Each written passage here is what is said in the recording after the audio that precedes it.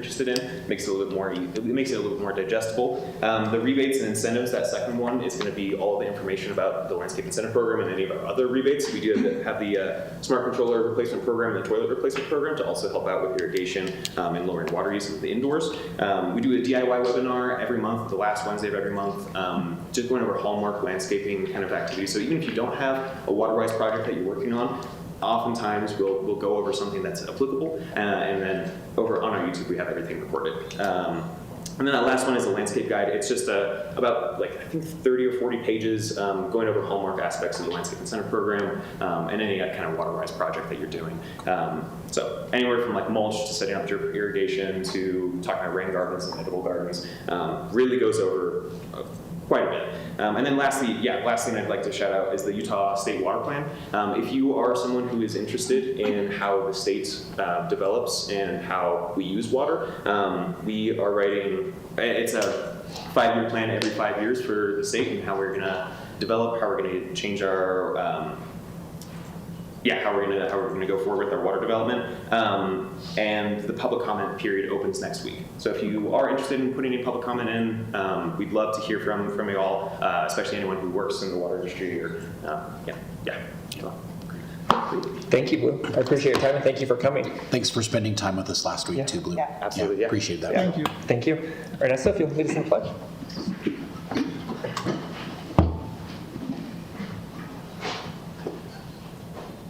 I pledge allegiance to the flag of the United States of America and to the republic for which it stands, one nation under God, indivisible, with liberty and justice for all.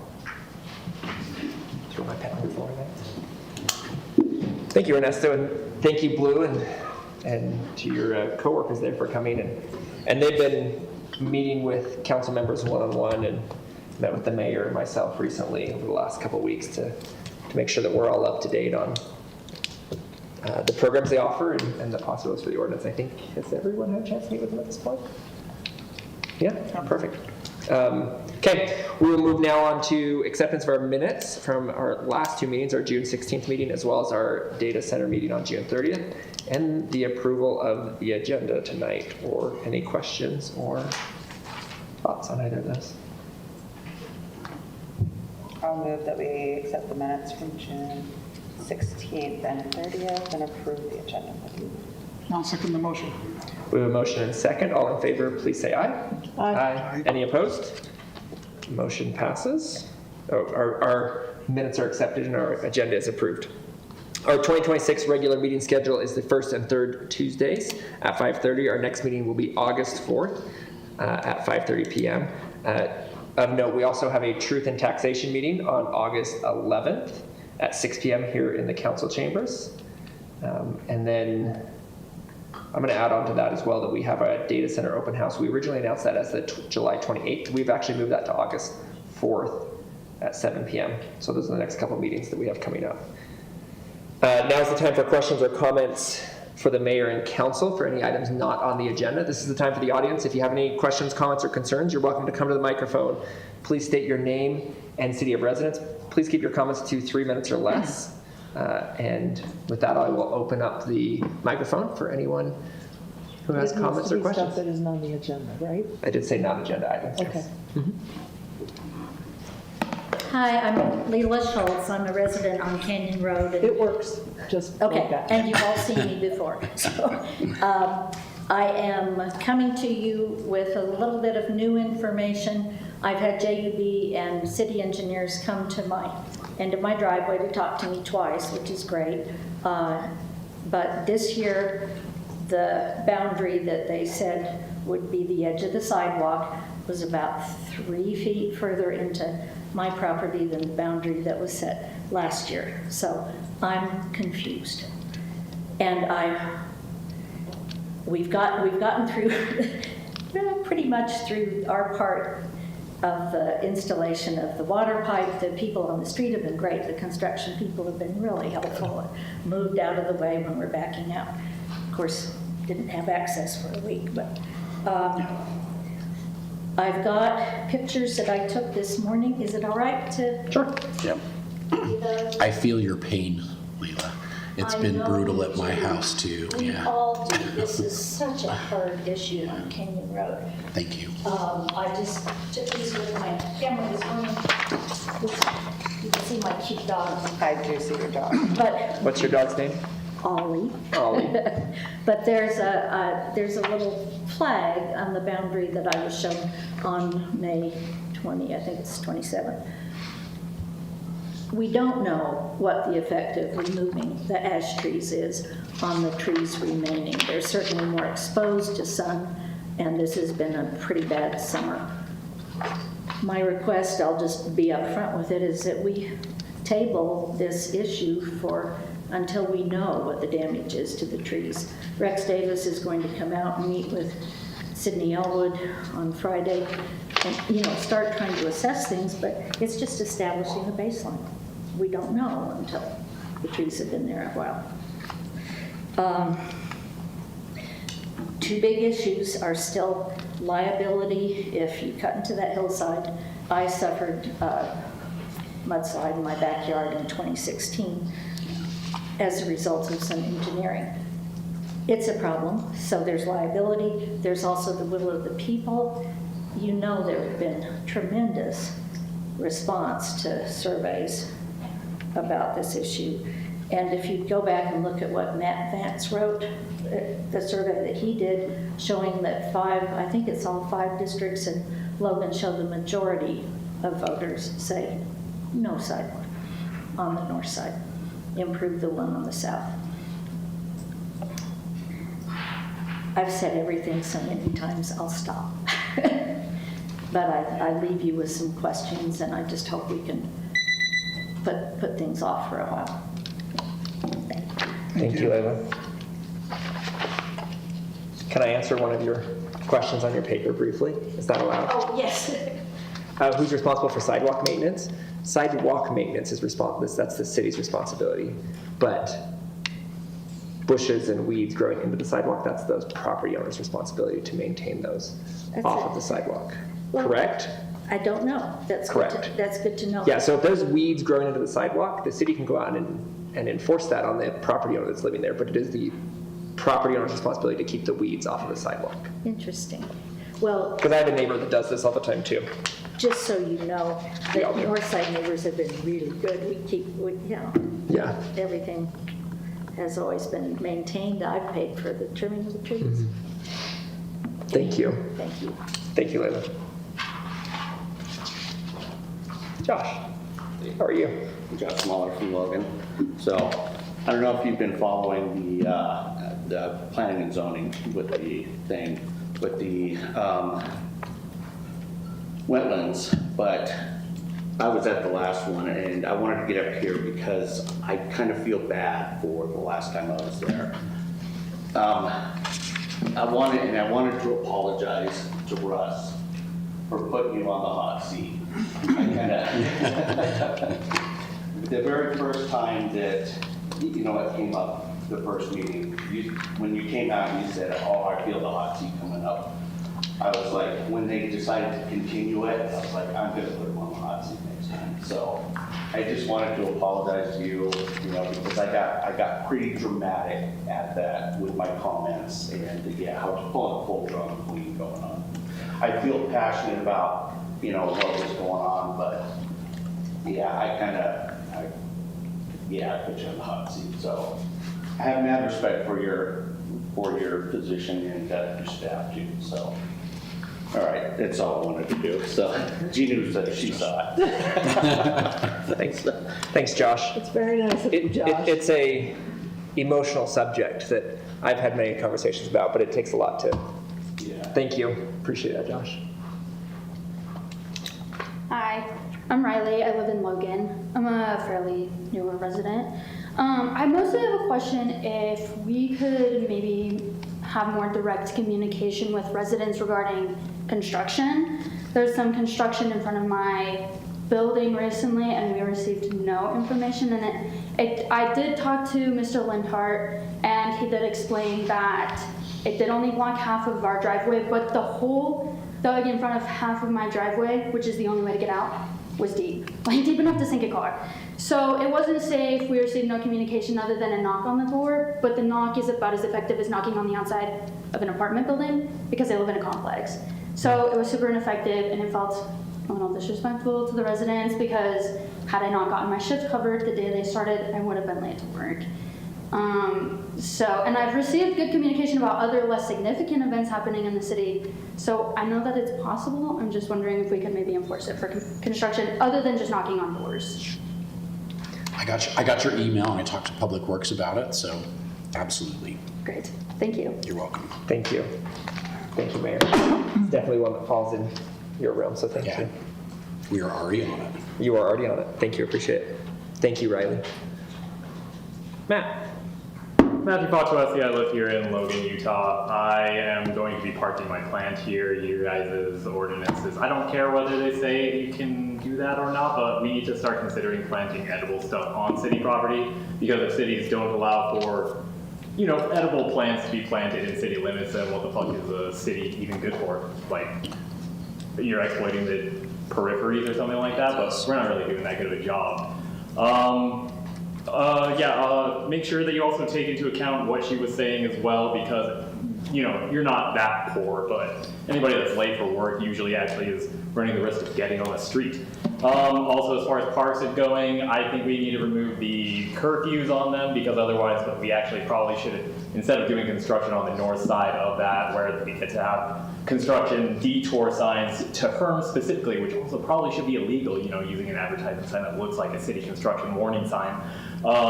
We should probably, instead of that, build fences around the parks like we do with graveyards to make sure that, you know, no kids get the impression that on summer when they get to play night games and everything that they get to go to the park or anything. What other elements are there for you guys to randomly consider? Oh, right, I was on a sermon basically today with some real estate agents, and gosh, I hate real estate agents. It's crazy. It's interesting how the number of title insurance, not title companies, but title insurance agencies are increasing in the valley, while our poverty crisis in that regard is increasing.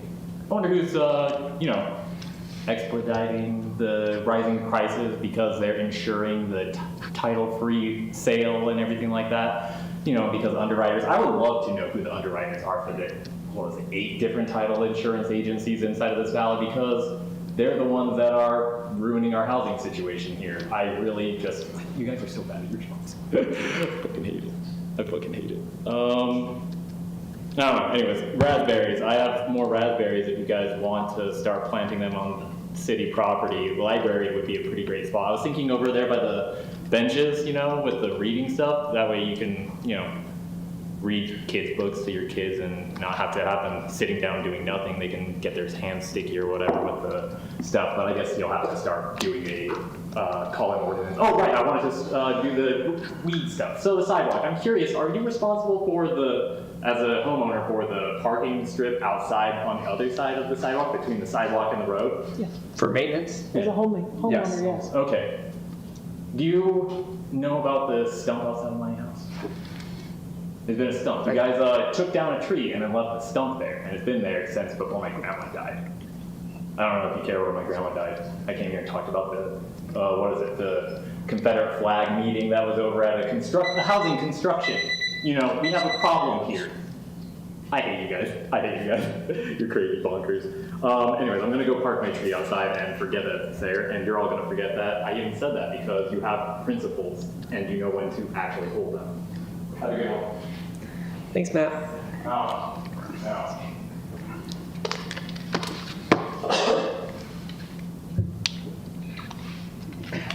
Seeing no one else, we will close the questions and comments for the mayor and council.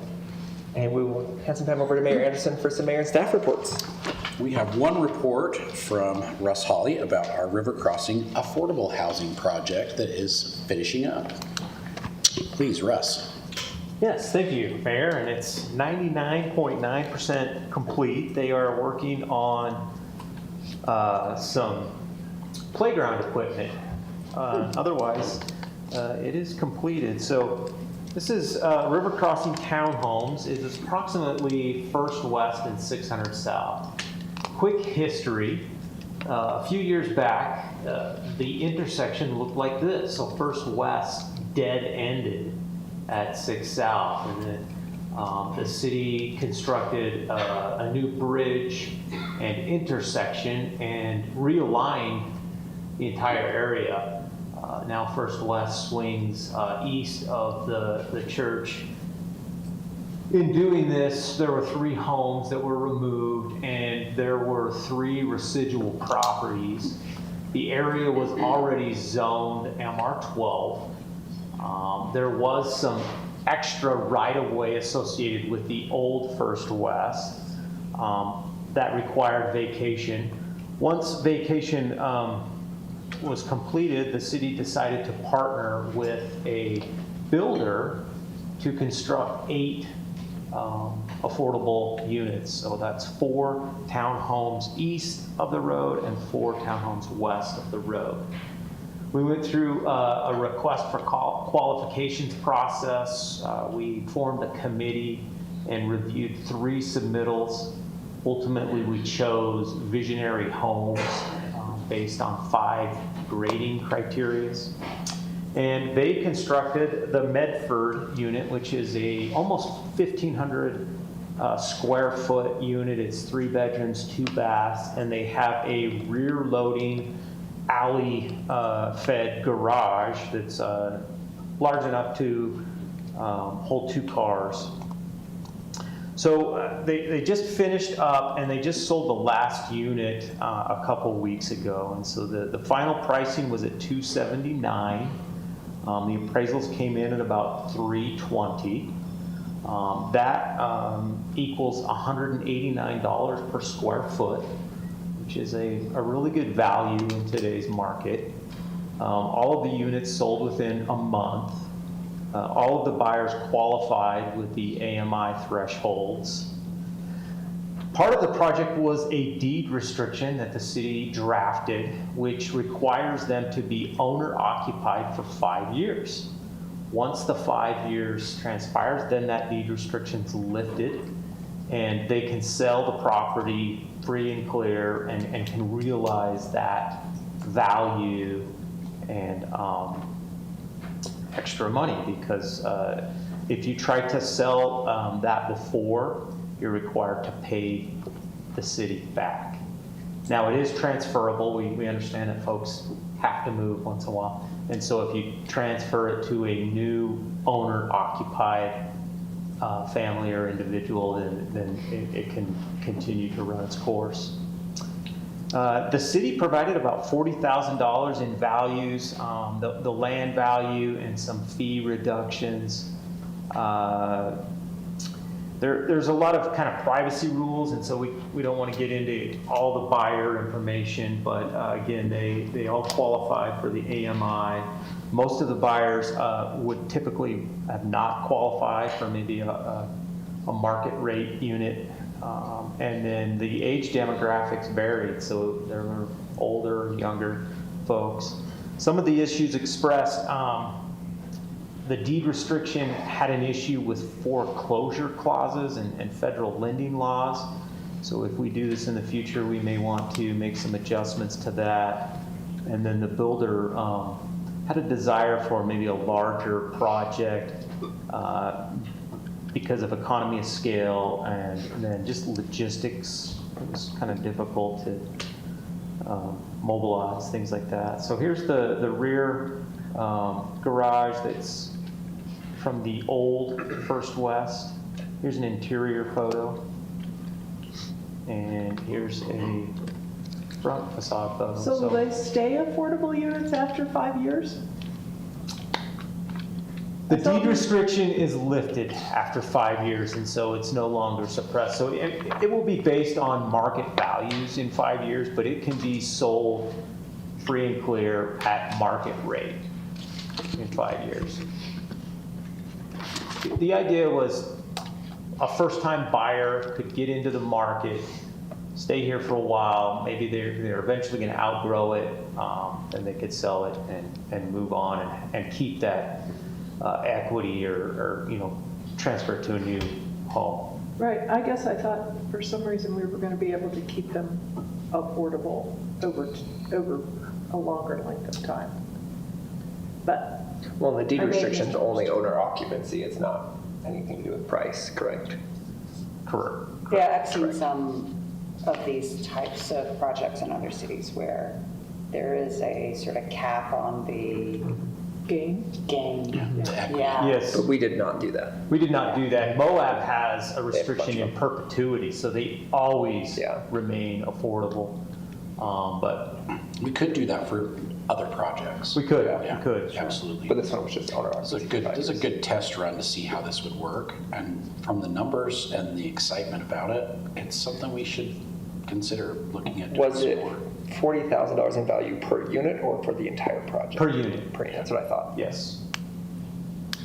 I think it's great that we took the opportunity with this land and Yeah. redesign, you know, to test it and see. I think it's the fact that we're in this scenario and a city that we have this demand. Yeah. And then now we've shown the demand, the response for this kind of thing allows us to think about that for other, Yeah. you know, if it continues. we don't have a lot of property. No, No. exactly. Looking at the market, Yeah.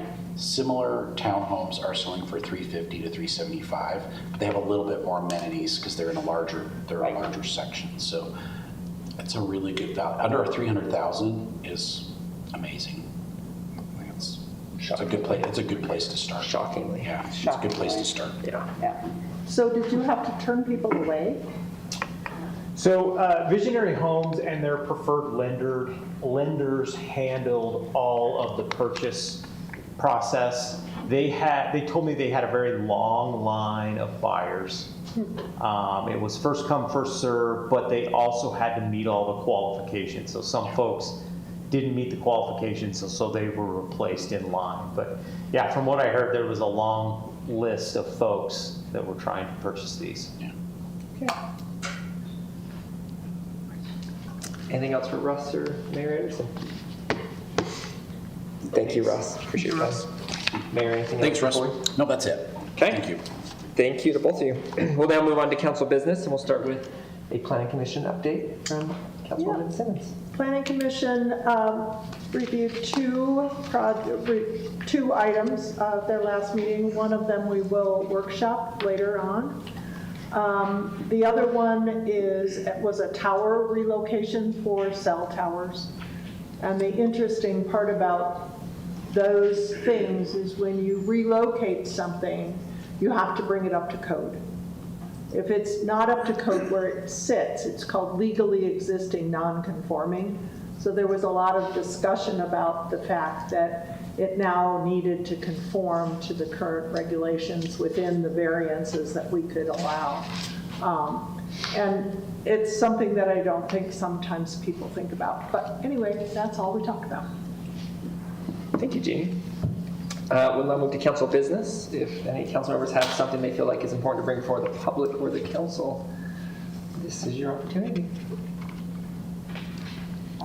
Very briefly, the Forestry Advisory Board postponed their meeting, but there are a few updates that I think the public may be interested in terms of the America 250 tree planting. They now have 150 trees planted, so there's still 100, but they're trying to get planted by the end of this year. So there are some parameters.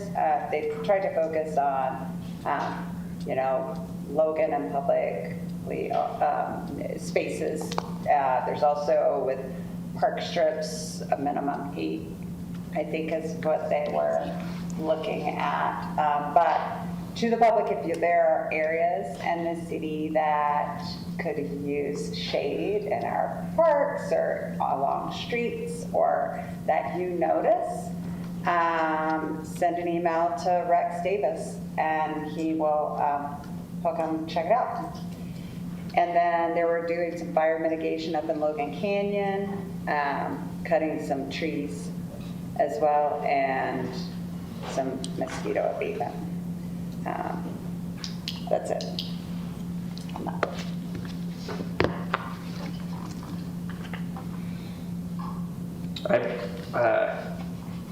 I guess, two brief things. Well, I guess I'll keep it to one. We'll keep it short. I went to a lot of meetings over the last month, but I think the only thing, and I mentioned this earlier, I just want to make sure that it's mentioned again, is we did have a data center open house tentatively scheduled for the 28th. We have moved that to August 4th here at City Hall at 7 p.m. So obviously, or maybe not obviously, but we are currently in a data center moratorium while we write code. This is your chance to meet with council and staff in the community conference room in an open house format and talk about what is on that code and what you'd like to see from data centers inside Logan city limits. And to get information about them and to get the opinions of our expert staff in our planning department. So if that's something that interests you, August 4th, 7 p.m. It's immediately after council meeting in the conference room. That's the only thing I have. Nothing else. We will move on to our action items. And we have 4 action items today. And the first one is Resolution 2624 with Russ Akina regarding a Parks and Rec fee adjustment. Do I see Russ? Unless you're Hawaii. No. Russ is not here. Do we know who's filling in for Russ? Dan, can you fill in for Russ? Dan, are you filling in for Russ? Can we put you on the spot? If not, we can read through the ordinance and have our public hearing. Russ. He set you up. That's why you're here. He sent you here and didn't tell you that he wasn't coming and that there was an action item, huh? Yeah. Sorry about that. No, you're good.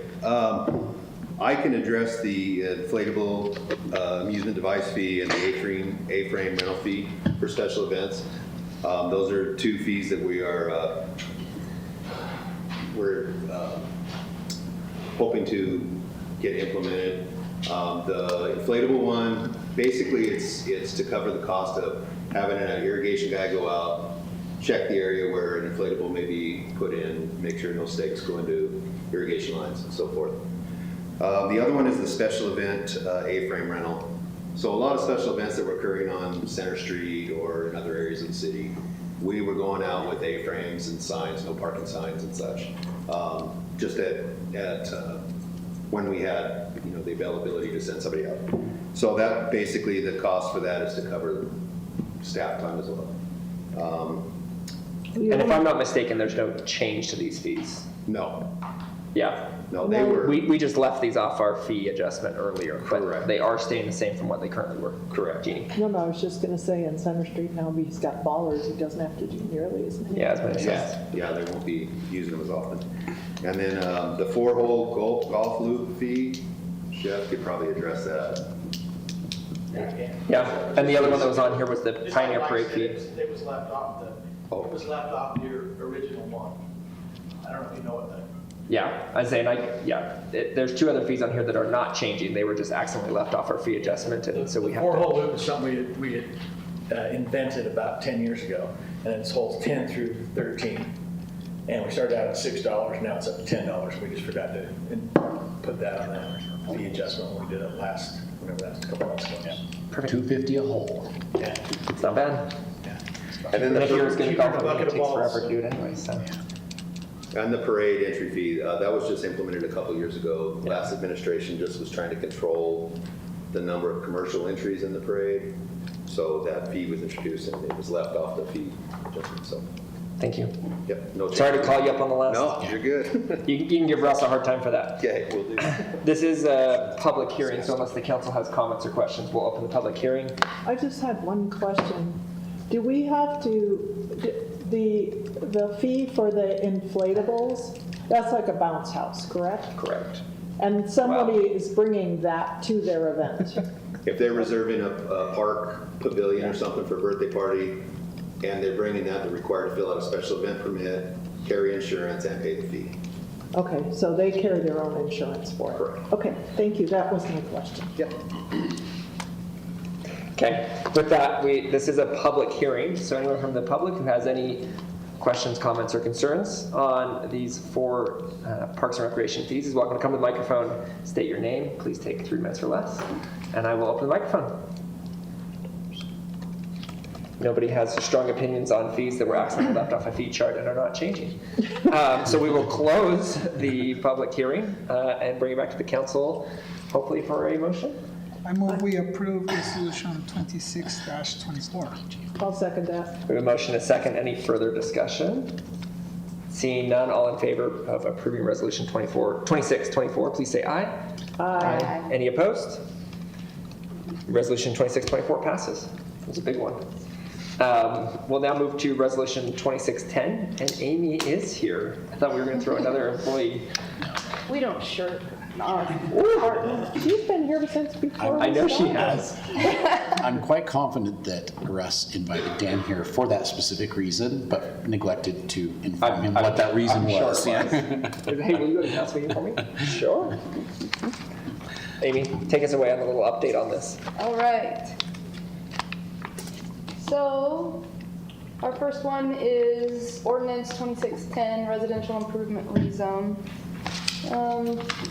So this residential improvement rezone is located at 595 West, 200 North. It's right on 200 North and 600 West on this corner. They are asking for a rezone from NR6 to MR12. Here's just closer pictures. Currently, the zoning is NR6 all through here, commercial services here, and mixed use right here. The properties right here. Our FLUP, our future land use plan, calls it all out as mixed use with lower density residential to the east. Can you go back one slide? I can. It's all commercial services and our FLUP says it's supposed to be mixed use. Yep. That's a little odd. But that's beside Sometimes what we we're miss a talking. few little things. That's besides what we're talking Yeah. about. Yep. So currently, we have single-family homes here, a fourplex here. This was the recently approved Brio offices that will go in here, gas station, those apartment buildings that came in a couple years ago. The property is 0.31 acres, and they would like to convert, they're currently converting this home to an have an ADU, and they would like to also convert the garage into like a studio apartment. That's why they are asking for a rezone to MR12. And they're going to live in the other side, right? And they will live in, the main floor. So As the hope is to have owner-occupied. essentially 3 units, one being owner occupied, is that correct? That's their plan. Okay. So the intent of the mixed use is to foster a vibrant pedestrian-friendly environment with commercial and residential. So the applicant, even though our future land use plan calls out for mixed use, he is asking for MR12. The size of this property would only allow, in MR12 would only allow for 3 units. The size of the property in mixed use really wouldn't be able to produce what mixed use is asking for. With the transition zone between mixed use and NR6, there just wouldn't be any room for anything really commercial and parking and everything with this small property. So it would have to be, this whole FLUP idea would have to be something where these houses eventually want to all sell and, transition into something. It's a nice word for transition. The mixed use, or the MR12, they feel like is a good transition right now between all of this commercial and this residential that's surrounding, because it's not really changing. It wouldn't, the looks wouldn't change at all. Really, it would still just look like a single-family home with a little more, well, I mean, this is a single-family home with a lot of cars in this. It wouldn't look much different, but. So the Planning Commission forwarded a recommendation of approval. They had a big discussion between should they do MU or mixed use or MR12. one of their things was, well, mixed use requires commercial, but that was only, it really only does if they were to demolish the building and rebuild, then we would require commercial, but as it stands, just an inside remodel would not require them to add commercial to that. And MR9 was not appropriate, I can't remember why. It wouldn't have enough, that would only allow 2 units. Because of the size of the parcel. 3. Because of the size. Yeah. Okay. Long-term, when it's an owner-occupied in an ADU, that stays with the property, correct? Yes. So, but if it's rezoned to MR12, They Well, can move out. I don't think ADU stays with a property. I think it's a business license, landlord license that they would have to, if they sold it.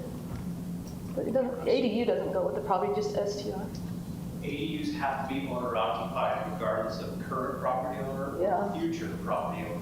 Yeah. so if it's. So they would have, if someone new moved in, they would have to reapply because it would be under a different name. But if they sold the property, it can just be 3 units. Yeah, it wouldn't technically Yeah, need to be. as an ADU. MR12, it could be 3 units, non-owner occupied. Correct. Yeah. And they could eventually move out and have it. And just rent it. They don't have to sell it. They Yeah. can move out, rent it. At And MR12, it they would be wouldn't have to legal live there. with MR12 Right now, they have an AD, they have to live there because that's the only way to get it to an ADU. divided. Yeah. Here's just some pictures of the house and the surrounding.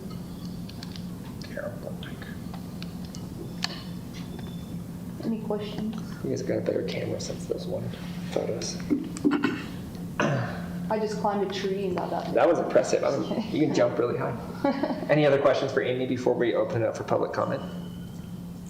You might have already addressed this, but I see that it was a closed decision, 3-2. Yes.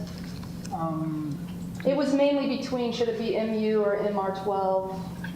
They didn't really have an issue. They kind of understood that it would be a good transit, like it's a fine transition with where it is with what's all surrounding it. They really didn't have a problem with that. Their just discussion was like, well, the FLUP says MU, so should we do MU or should we do MR12? And the applicant is fine either way. Yeah, his Whatever. letter states, which, Craig, correct me if I'm wrong, we could rezone to MU as this action if we wanted it, since the applicant has stated they're okay with that, If they said they're okay with. which they have in the packet. Yeah. Okay. There's no real difference in current usage between MR12 and MU. No, It wouldn't change anything under current No. under current No. conditions between the two. Yeah. If obviously if it was demolished, then there'd have to be commercial on the site. If it was MU. Would that legally existing nonconformity under mixed use go with the property if it were sold? Well, I don't know if Would it we have would to call come it in? non-conforming since it's not been demolished and rebuilt or anything. It would just, I mean, yeah, it would be non-conforming to mixed use, just like anything we rezone for whatever reason. Like basically all of Town Center 1, that includes a ton of homes downtown.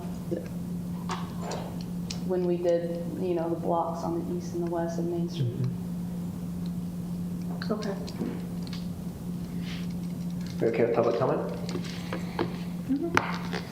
Thank you, Amy. This is a public hearing, so anyone from the audience who would like to comment on ordinance 2610 is welcome to come to the microphone, state your name, city of residence, and please take 3 minutes or less. The microphone's open.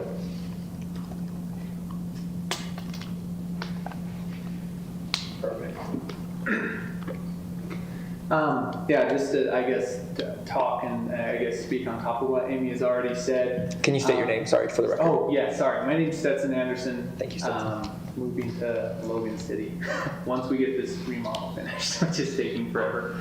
But yeah, just in line with what the future land use plan is, and an MU designation or MR12, we'd be fine with either of them. And then hopefully be able to provide some additional housing for some of the students and young married families in the area, and then obviously take some of that cash and deploy back into the property, because obviously there's a lot that needs to be fixed up there and make it look a lot nicer for the city and the people that are here. So, and then something that you mentioned as well, Mike, in the last city council meeting, just talking about with that developer not seeing the same exact cookie cutter, essentially housing and whatnot, and this would be something that would add, I guess, some variety without changing or adding any changes to the landscape in the area and whatnot.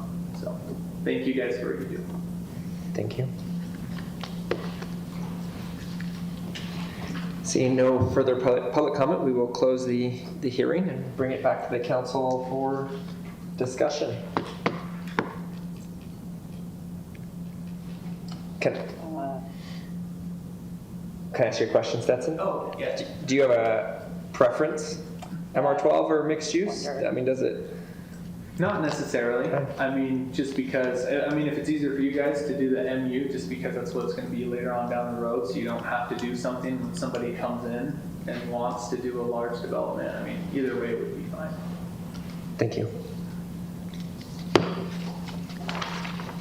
Council? What you thinking? If indeed there is no requirement to make any substantial changes to the existing structures within the mixed-use category, I would just assume designate it as mixed use rather than MR12. MR12 does only allow 3 units on that size of property, however. How many units could you get on that size of property at mixed use? I can do Double that. that. Double it? Let me see. But you'd have to demolish. So mixed use is 20 per acre. Yeah. 12 is 12. But you'd have to demolish and rebuild, which means you'd have to have commercial, so you wouldn't really It could have, have 6 room. technically, but Technically It'd be 6. tricky. but It'd to be get tricky 6 without very units tricky. and parking on that small of a lot, I mean, they're gonna barely squeak it with 3. Yeah. I don't have a strong opinion one way or the other, personally. I think it's a great spot to have some extra housing, especially if it's owner occupied and they want to do some updates. That's my opinion. Yeah. I mean, I tend to lean a little bit towards also staff recommendation if there is, because with the flop and the MU and kind of like the procedurally, like how you.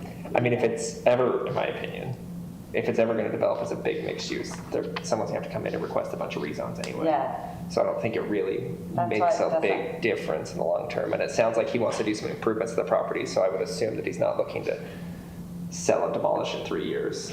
So I don't really think it makes a big difference either way, personally. Sure, MU fits the FLUP, MR12 fits the neighborhood better in terms of how it feels and looks probably, but real world, there's no big difference. And I'm pretty sure most people don't look at our zoning map every day like I do, so I don't think. So I'll move we approve ordinance 26-10 as written. A motion? I'll second that motion. Motion and second. Any further comment or discussion? Seeing none, all in favor of approving ordinance 26-10 as presented? Aye. Aye. Please say aye. Thank you. I was reading again. It's dinner time, guys. It's always dinner time. Any opposed? Seeing none, ordinance 26-10 passes. Thank you, Amy. Thank you, Stetson. Good luck. I drive by it all the time because I live just west of here, so I'll keep an eye on it. We'll get it cleaned up. It'll be exciting. So, our next resolution, ordinance 2611. Amy? Yep. Run us All through right. it. So I have ordinance 2611, Old Man Project Rezone. You're always This- calling him old. I guess that was the name of the theater that was there at one point. So it's on the former mall site. They would like to rezone from commercial to mixed use. They did go to planning commission with a rezone and a conditional use permit to have a bar license, a full service bar for a 21 and over crowd. So this is the site. Currently the underlying zone is commercial, but we have a PD overlay for the Cache Valley Marketplace. And our future land use plan has mixed use around with commercial. We've got that PD overlay right here. So mixed use, they would like that mainly for the bar because we can only have the 21 and over bar license in mixed use. So far, the few licenses we have for that are just all here downtown near Center Street. They would like to be able to bring that up farther north for those up there. With all of the housing going in, that will be going in with the Cache Valley Marketplace and all around and close to USU. They feel it's a good place. People can walk. They don't have to drive. The Planning Commission forwarded a recommendation of approval.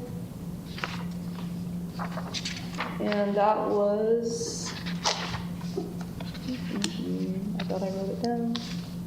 That was like 4-1. 5-0. 5-0. 5-0. I'm like, I know I wrote it down somewhere, but now I don't remember who wrote it. But. Their only discussion with it was whether mixed use required residential. And because this didn't have residential, could they really do it? But because they're not changing the building, they're not Same as last building anything new, they wouldn't need residential, although Tony, the owner, has come in before with design reviews for residential up on the second floor. He's looking maybe possibly at some point doing that, but that doesn't Not really when Paul Mitchell's there. when they move out. Yeah, You can always but switch that's all just could be's, right? We don't go off of, So Amy, I remember one part of the discussion was the parking lot. yes. Did they, you had conditions with respect to the changes that needed to be done at the parking lot? Correct. And those stayed with the recommendation, correct? Yes, Okay, yes. so they have to put some landscaping and change the parking lot? Yep. Yeah.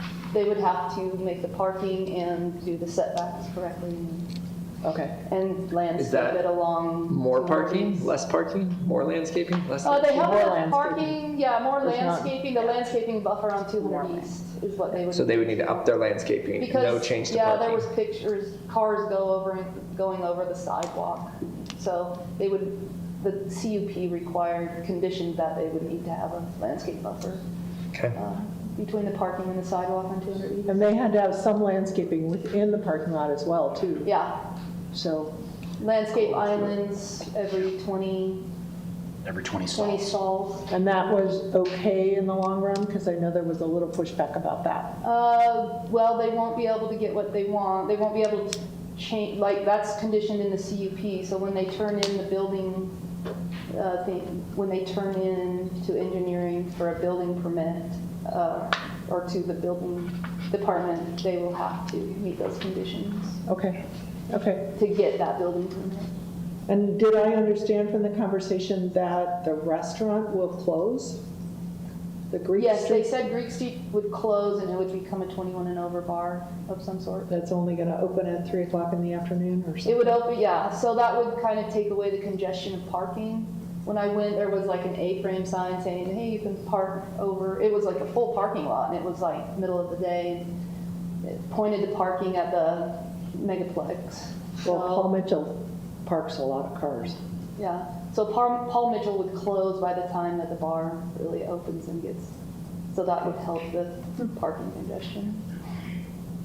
So will it be a restaurant bar or just a bar? A bar, they'll probably sell a little bit of food, but I don't think that's, from what they said, that's not their main, Okay, yeah. all right, thank you. Other questions for Amy?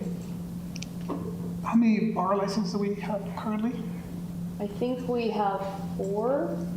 Available or for issue? 4 issued, 4 or 5 issued. How many available? Yeah, Aaron's the guru on the bars. So I'm pretty sure it's only 4 won't or tell him you 5, said that. just the ones downtown. Well, he's the one that was dealing with the code part of all that. Yeah, he brought As it. the I'm not neighborhood even sure improvement. we have, I thought we had 1 or 2 available, but I think we have. we have 6 or 7. We have the one that's by the credit union. really descriptive. We have, well. There's that one that's in Logan. I don't know what its name is.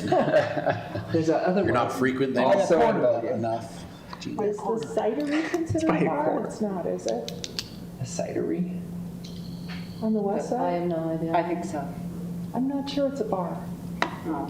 You're talking to the wrong guy. There's not Truthfully, that I have many. no idea. I think there's just Yeah, there's not very 3 or many, 4. but because it's kind of a unique category, because it Yeah. doesn't require, a restaurant with a bar is a different thing than this. Yeah, So- and a restaurant with a bar requires 70% of the sales to be food. Food. Yeah. Yeah. So that's why they're not interested in that kind of Okay. license. Because they don't want that as their main. Yeah. Okay, any opposition to opening the public hearing? This is a public hearing. If you are here in the audience and would like to comment on ordinance 26-11, you're welcome to come to the microphone, state your name, city of residence, and please take 3 minutes or less. The time is yours.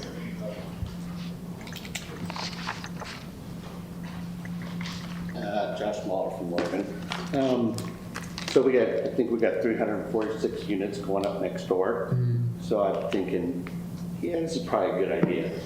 I'm kind of looking forward to seeing what the Herald Journal and the Cache Valley Daily start publishing with things happening in the Target parking lot, things like that. So I'm for it. You're for the excitement. Sounds good. Noted, Josh. Thank you.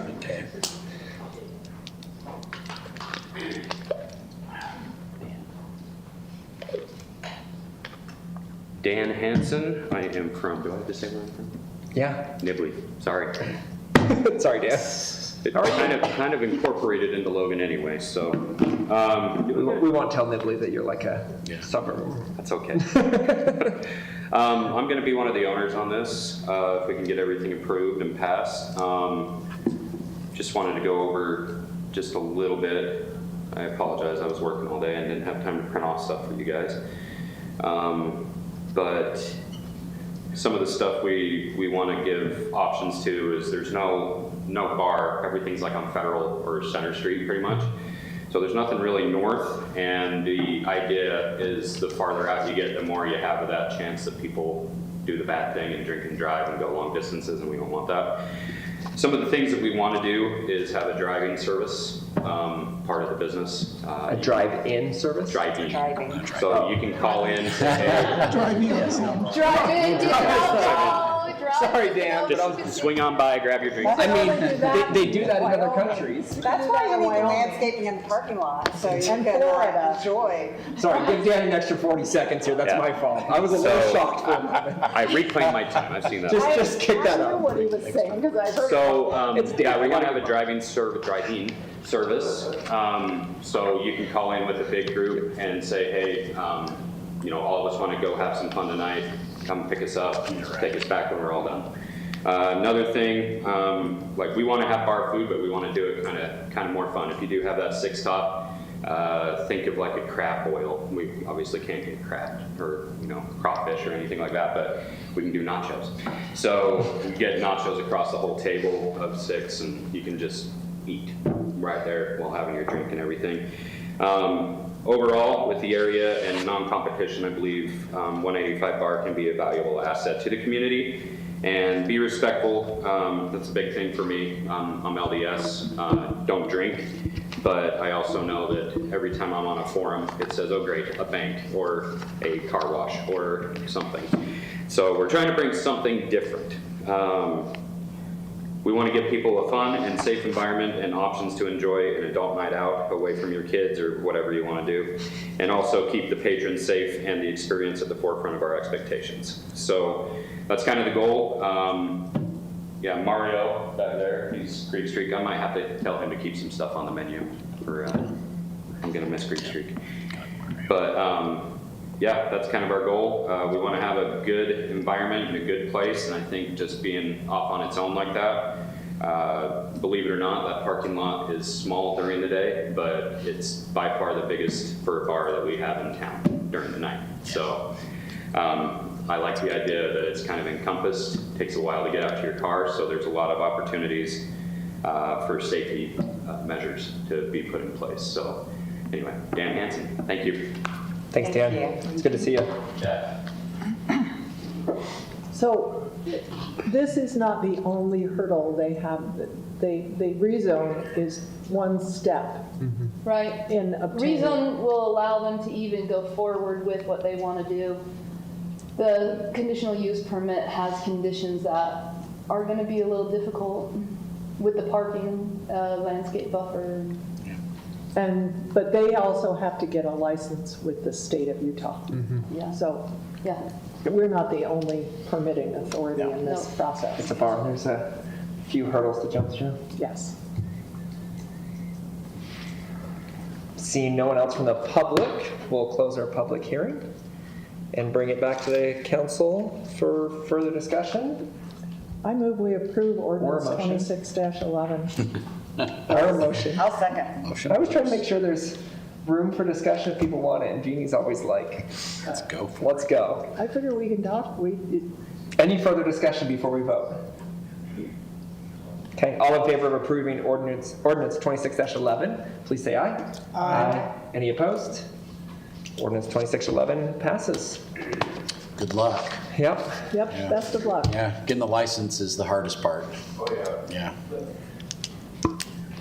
Our next item is a public hearing with no action from the council. Just a update from Sam and Paul and an opportunity for the public to weigh in. Sam, Correct. take us away. So this is our 2026 COG grant application. What is COG? So COG is the Cache County Council of Governments. The 19 mayors plus the county executives sit on this, and every year award out approximately, this year it's about $8 million for transportation funding. There is specific state guidelines on how this funding can be used. Transportation is the only option. But we pay for it with our 0.25% countywide sales tax that was passed back in like 2007. A requirement, you see that bottom bullet point, a requirement of the fund of the grant application is that you have to have a public hearing where you discuss the project, the scope, and the budget. So that tonight's meeting fulfills that for Logan City's grant application. Our applications are due in August, and we will find out in November if we're awarded. This year, Logan City has 2 projects that we are seeking grant funding for. Both of them are traffic signal projects. The first here is at 1400 North, 1200 East. So think Foothill Mart, Mountainside Estates, the new vet building at USU is that northwest corner. We are looking for to put a traffic signal here. There'd be no like improvements to the asphalt or curb and changes there. Truly just dropping the poles down for a traffic signal. I put on here that it'll benefit Logan and North Logan residents. This is one that we've coordinated with North Logan on. They're excited for and is on our master plan for a traffic signal here. It also has warranted, so there's an engineering study you do to determine if a traffic signal gets the green light. No pun and it has intended. warranted since 2021 for a traffic signal here. So Boy, this is pretty quick for us to get it in there. I think the one on 2nd West and 10th North that warranted 20 years It had, before we got yes. it in.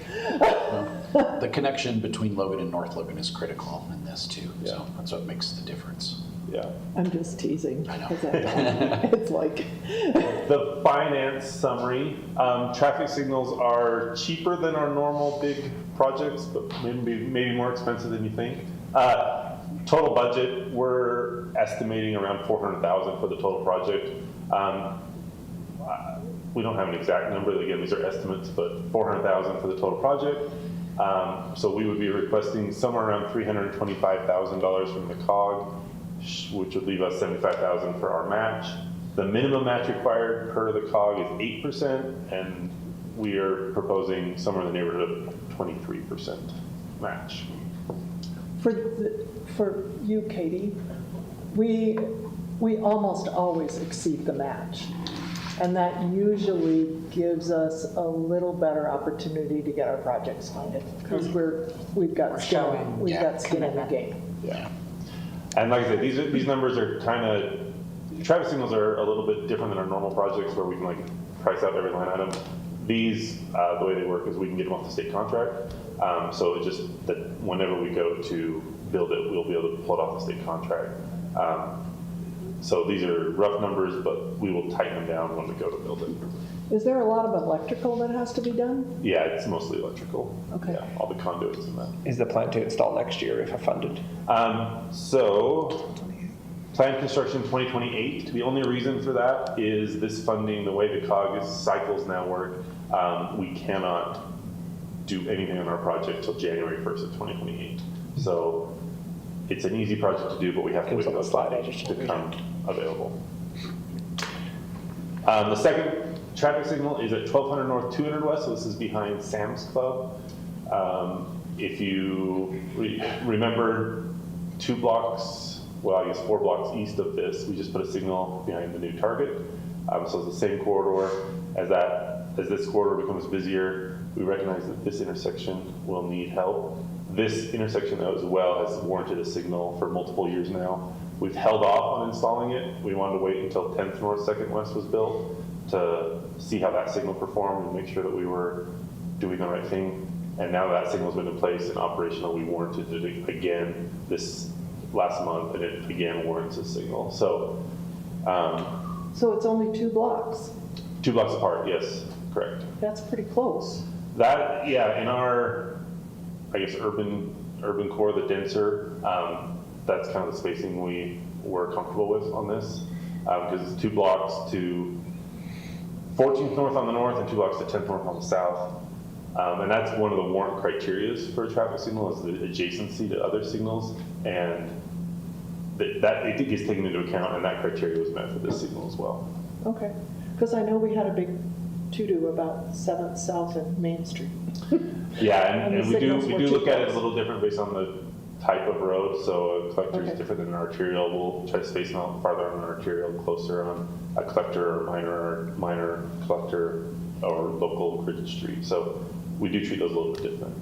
And 1200 just is a considered minor arterial? 1200 North, it would be less than a collector. It'd be like the local street designation, or like the 66 foot. It's not even a collector. Okay. 200 West would be the collector in this scenario. Okay. Same thing, no changes to the asphalt, to the curb and gutter. We might have to take up a panel of sidewalk and put it back down. And similarly, this would be a 2028 construction. Budget-wise, they're essentially the exact same, so we're planning on the exact same dollar amounts for the projects. So we're not putting anything in for, have we already applied for money for 2nd East? 2nd East at 1200 North, we have them all. Between 12 and 1400 North? No, we have not. North Logan applied from 1400 North to 1800 North. It crosses our city boundary right there. There's a portion of that in Logan city boundary that was awarded last year. Okay. So they'll be doing. We anticipate 200 East, you saw in our budget presentation this year, is where we're focusing a lot of our capital money in the next 5 years. So as those dollars start showing up as we get closer to a project date, then I do anticipate 200 East being on our COG application radar. So the work that's being done over there now, this is a little off topic, sorry. is mostly electrical? Yeah, correct. Our electrical department needed to move some poles and some infrastructure for the North Logan project. And so they elected that while they were there, they would do a little bit more than that project required in preparation for a future project from us. They're not burying any of it though, right? I honestly do not know what Okay. what their Yeah. plan is. I just know they're moving it out of our way. Okay. Oh, you know. Any questions I can answer on either of these projects? They're a little bit smaller than our typical COG projects, but we're really excited to get these. So they're much smaller than typical. I feel Yeah, like. our asks are usually bigger. Yeah, And usually so we're bigger. trying to be good neighbors this year Yeah. and let somebody else have a little bit more money. I'm sure we'll have a big one next year. And 10th North and 6th West is scheduled to start. That's been funded, right? Yeah, 10th North, 6th West, and 4th North, 6th West have both been funded by COG and by our budgets. Right now, our plan pending permits from the railroad is for construction next summer. And we are doing some improvements on 6 West, 200 North on the crosswalks as well, isn't that correct? That is correct. On the north side of that intersection? We have a grant from UDOT to help us with that, as well as UDOT just participating. Similar, we're waiting for UDOT, or for railroad. For the railroad. approval. It'd be real nice to just put a rail trail Takes a while. right on top of that railroad. And just Like I Put that on the said, public. we're not looking for any council action tonight. We just Yeah. need an opportunity for the public to have a public hearing on this. Any other questions for Paul? Sorry, Sam or Paul? Sam. Paul's sitting over there smiling. Before I open the public hearing? Just for my own, I'm sure I read about this at some point, being on the Hillcrest Neighborhood Committee, but I don't remember.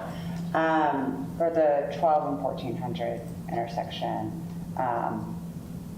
putting the light there, obviously you have the amount of traffic to warrant that, and you were just mentioning the adjacency of other traffic signals and relative to the type of road and et cetera. Can you just remind me and the public maybe for the argument of a light there in addition, beyond the numbers? And where I'm coming from is I'm remembering when we did in partnership with USU, the roundabout and the peanut about, and that, we were looking at that whole, and plan, and so we're saying, oh, this is time for this light, because I think there'll be questions potentially, so that I can be reminded of why we're doing it. So if I understand correctly, you're kind of asking like beyond just the engineering, why now, why there? Why light, not roundabout? Why light, why not roundabout, what justifies a light in that section now? Is it just the numbers? Is it numbers in addition to these other factors? Yeah, so we do watch the numbers in the city and to see when these intersections hit points where there's enough volume to consider improvements to them. We partner that with our transportation master plan that kind of looks at the, beyond just our budget future, but the 10, 15, 20 years in the future, what should we look at? This signal is on that master plan, so that gives us kind of our first check mark of like, we should be looking at this. And so as we start seeing volumes increase, like we do traffic counts throughout the year on various intersections, roads throughout the city. So we've watched this one, like I said, for at least the last 5 years. It's justified a signal. And again, why didn't we put it in the day it warranted? Maybe there wasn't the external, like the vet center and the subdivision nearby, or budget is the reason that we don't always pull the trigger immediately. So why now?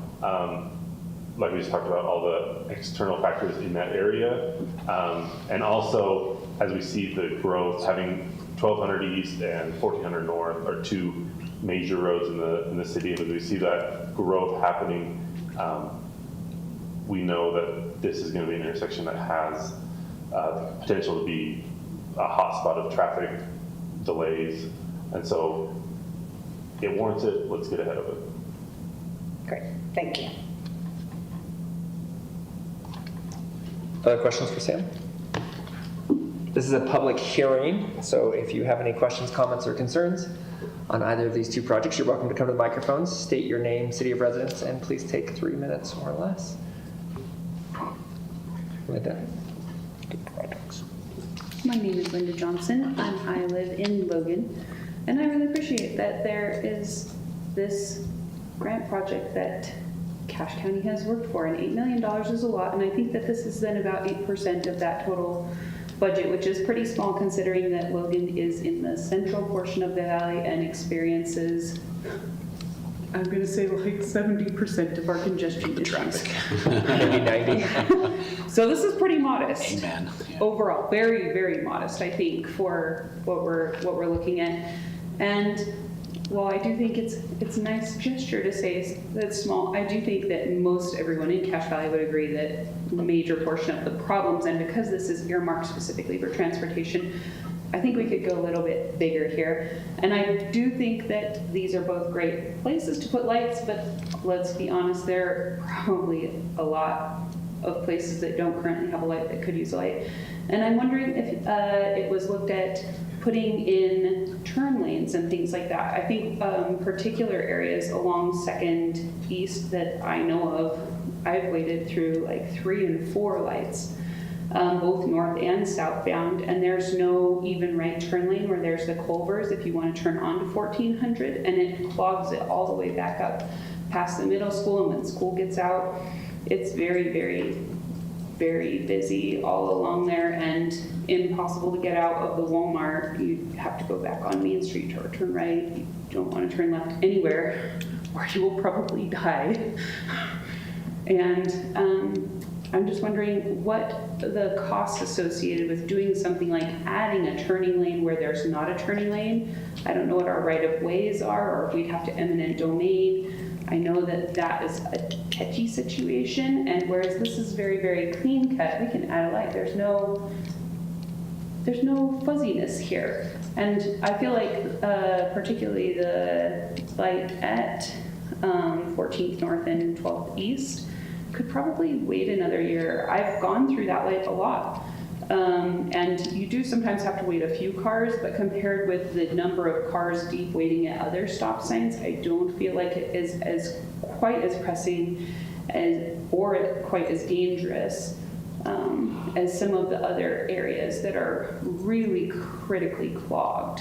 And so I do want you to then consider, and I'm sure you have considered, but that we look at things like adding turn lanes and other things rather than just clean cut, just here's a light, as part of the projects that we can ask for. Thank you, Linda. So, can I? Let's let everyone make public comment and then let Sam respond. Is that okay? Just because I saw others coming. Linda, we'll have Sam respond to some of your comments. Sam, take notes.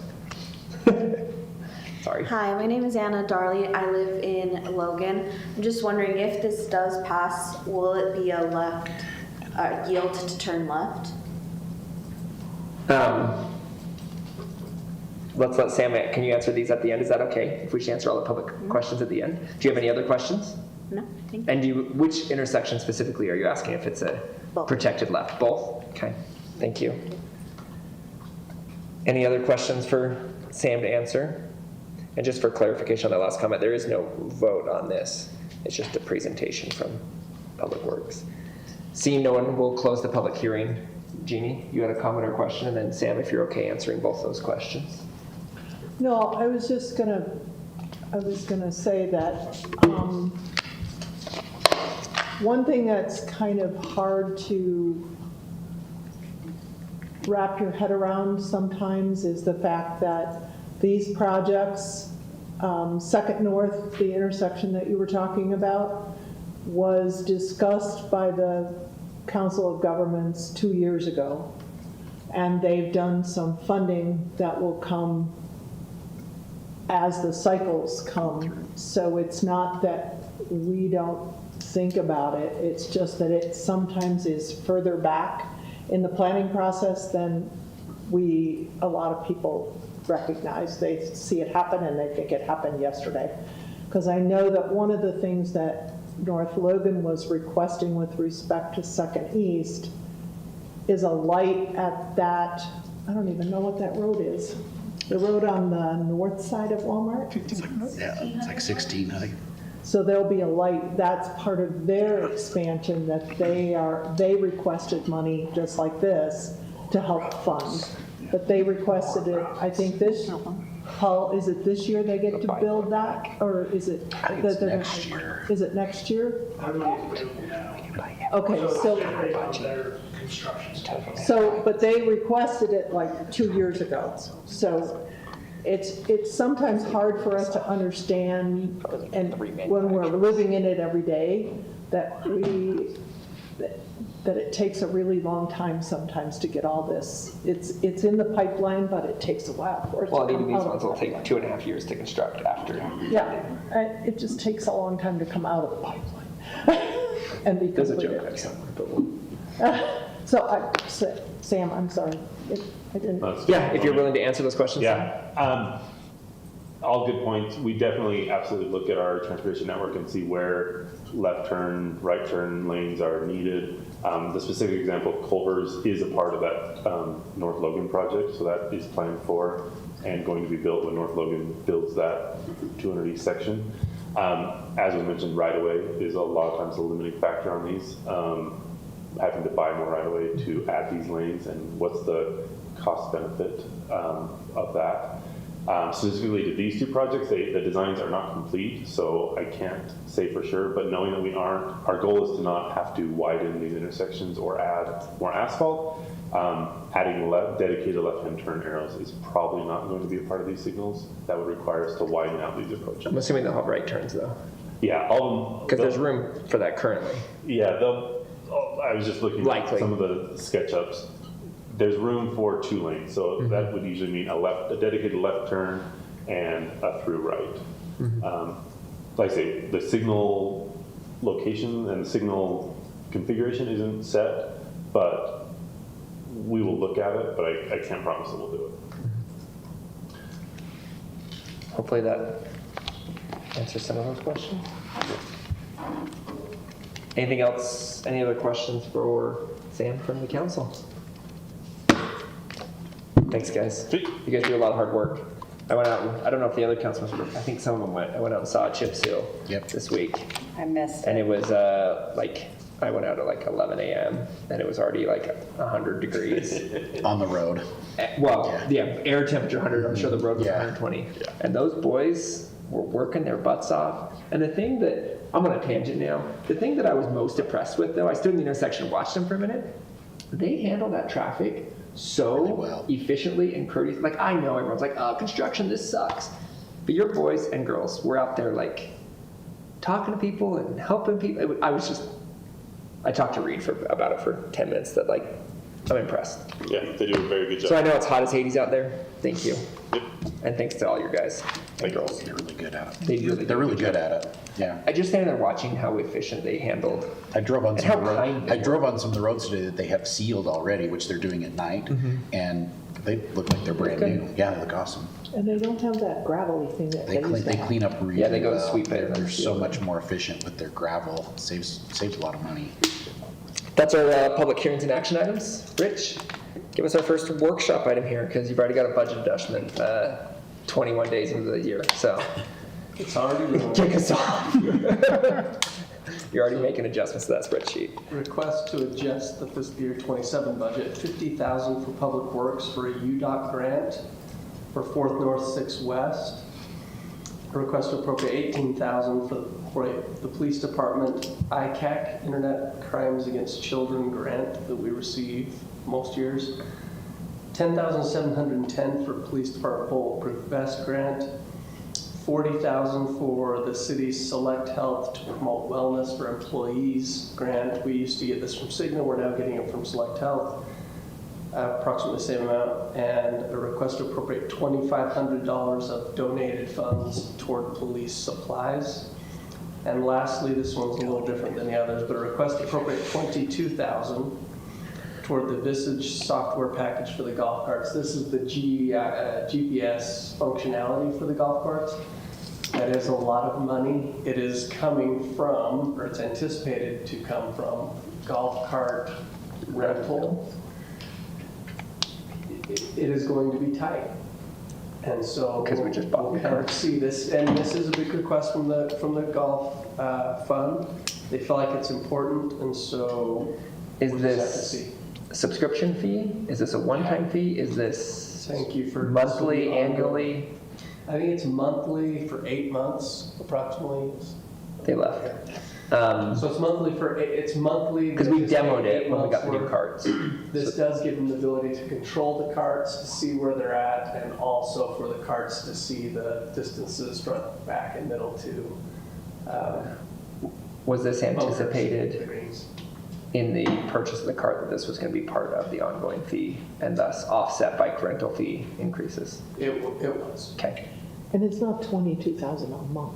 No, it's Oh. 22,000 for the season. Okay, For I was the- like, It's really because from you July kept through- saying a month, and then I was like, wait a minute. Yeah, so it's 8 months worth of usage. We anticipate, 4 months between now and October, and then 4 months on the other side. And we recognize its significance, and the golf course is going to have to make trade-offs, and they may come back next season and say, we don't want to do that, instead we'd rather do something else. But this is our request for now, and so we're bringing it to council. As a rampant and addicted golfer, I am somewhat split. It's a lot. Well, you It's a lot won't of money. be, It's you a won't lot, be able yeah. to drive your golf cart where you're not supposed to. That's right. It will I keep, do hate it will that. keep, yeah, It it will will keep stop. carts Don't out worry, I of make Rich walk the with me every time bunkers. anyway. It'll keep carts out of the bunkers. It'll keep carts out of the water. So it should help Knowing protect. fully well. But we are fully aware. It's a lot more than we really Yeah. wanted to spend. Hoping that it was less. Yeah. For sure. Is it an But it- annual contract? Yeah. So we could do the This is just software, or is this? It's the GPS software. first year, I mean, see the how carts it include the goes hardware, and but have this that is the opportunity use. to Yeah. reevaluate. I'm not sure if it's annual or if it's just, we don't pay the monthly fee, they shut it off. Are It they- no longer works. I'll have to find out. But Are this they is to the pay for the only- month, the They're year. the only are they the only vendor? Well, it's probably built into the carts that we purchased. That's a good question.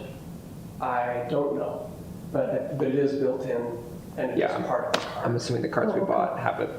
It's like when you buy a car that has OnStar, right? I Yeah. don't know, my grandma used to have one, but I've never had a car with You OnStar. had to pay extra for OnStar. Well, I know, but like, it's not like you could get Offstar when your car was built with OnStar. I mean, I don't know. I'm assuming that the carts. We're at that work with- time in the evening. I believe We haven't even started wetlands yet, so buckle up. That is true, we haven't. Let us know if cart fees need to, because that's obviously, I think, where you'd offset this, is if the golf course really wanted it, but it was hurting budget, then you'd increase golf cart rentals. So I can give you just a quick explanation there. Golf cart fees last year were about 15,000 more than we put in the budget. It just finished the year. We anticipated the budget in February, updated those when we brought them to council. 15,000 more income. About 15,000 more than we're currently budgeting. However, remember last year was also No the winter. epic, amazing no winter. It was golfer's It was dream. golfer's paradise. Yes. We thought we were in Arizona. Golf nirvana. But we also raised golf cart rental fees, and so this is going to be tight. So it Yeah. may be, we may have some decisions to make in the future. Again, this is their request. Wow, he's being so. Tell them they can put it on half the carts. I know. Any other questions for Rich before and then you'll see us again in 2 weeks? Yep. Okay. Thank you, Rich. Amy, ordinance, I saw you walking over there, but then you disappeared. Ordinance 2613. Take us through a rezone request. Surprise. Yeah, me getting up and walking forward was like, all right, let's get this going. And we've seen I this say one we before. saw this one. Did they withdraw? Is that what happened? No, I'm trying we to- voted it No, down. We last said year, no. 2025, you guys. Is this exactly as we saw last time? Yes. Yes, And we said no last year. yes. Yeah, I'll get to that. Are you feeling different? No, I'm just kidding. All right, so Sorry, this is- Craig. You do have two different council people. I just watched Craig cringe at half the jokes I make. No. Amy, Yeah. please go. It's my fault. Okay, I have ordinance 2613, the honey rezone. It is a 0.21 acre lot at 165 North, 200 West. They are asking for a rezone from NR6 to Town Center 2. This is the proposed zoning, so they would be surrounded by both, basically. This is the current zone. And our new future land use plan calls it as downtown with public across the street instead of NR6. Is that public? Huh? So like we talked about, this came in the end of 2025 and was denied in September 2025. Some of the concerns were, most of the council was just like, well, we're getting a new FLUP, let's just wait till that's done. And so that was like the main concern was, well, let's see what the new FLUP is going to say. So let's deny it, and then we'll see what the new FLUP says. So this rezone, the primary reason they're asking for the rezone is to allow the legal establishment of a third residential unit in this detached garage right here. This house was built in 1909. In 1979, the garage was built with an apartment over the top of it, or the apartment was built, I think both. And then a year later, the homeowner built a studio apartment on the main floor of the garage without a permit. And so a couple years ago, the new owner of this home got a code enforcement action for having an illegal unit, that third unit. And so he brought it to City Council for a rezone in order to bring the enforcement action to not be the problem anymore, to legitimize the third unit. And then, like I said, it was mostly denied because the concerns were, well, what will the future land use plan that's coming? And if I remember correctly, I think part of the concern was we didn't love that you break ordinance and then we change your zoning. Is that? The what? We didn't what? Remember me if I think part of the reason we didn't like it like a year ago was we didn't like the idea of, oh, you're not conforming, so we'll change the zone so that you are conforming. Rather, Part of it. yeah. Anyway. I mean, if you look at that, if you look back there, they built over the canal. So I looked Seems like a good into, fishing spot. those, that deck was built as far back as we have Satellite photos of of it. They refinished, like they made it like a newer material, but that deck has existed for 30 plus years, 40, I mean, before 1980. That's a lot. So I guess that's more than 20, 30 years now. Feels like yesterday. We won't do the math for that, we'll just say 20. But it was before 1980 that the deck was even put there, and the canal company has never told them to take it out, so I would The assume canal that company they hasn't don't told them to? have an issue with Well, it. both of those, I mean, those existing structures are sitting in the canal setback. Yeah, because I don't think we had that setback back. In 1909, we didn't have any type of building code, any land development code. So it looks like Commissioner Lewis voted not to approve this. Yes. And the rest It was a voted, 4-1 the rest voted to approve. to approve. Reason for the recommended denial from Lewis? He didn't really state it, he was just asking, he just had questions about, like, if the house were to be demolished Rebuilt. and rebuilt, what could go there? I mean, nothing really right now with our current canal things. If they demolished it, it'd be like, well, now you have an empty lot. So. It's exciting. Okay. There would really be, it would be hard pressed. So to just be the able to put setback anything issues there. and concerns that Yeah. are listed, okay. So his thing was just, yeah. Other questions for Amy?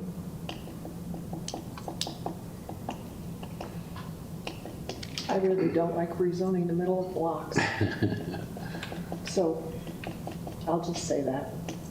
There's residential on both sides. Well, Not really. in defense of it, there is that the one to the north? Is that the, That's the yeah, that, what's her The name? museum thing Yeah, with the the tiki in the Bloomsbury front. Yeah. little, yeah, okay, that that's has the one. never been finished. I know, but that's what's directly north Yeah. here, correct, yeah.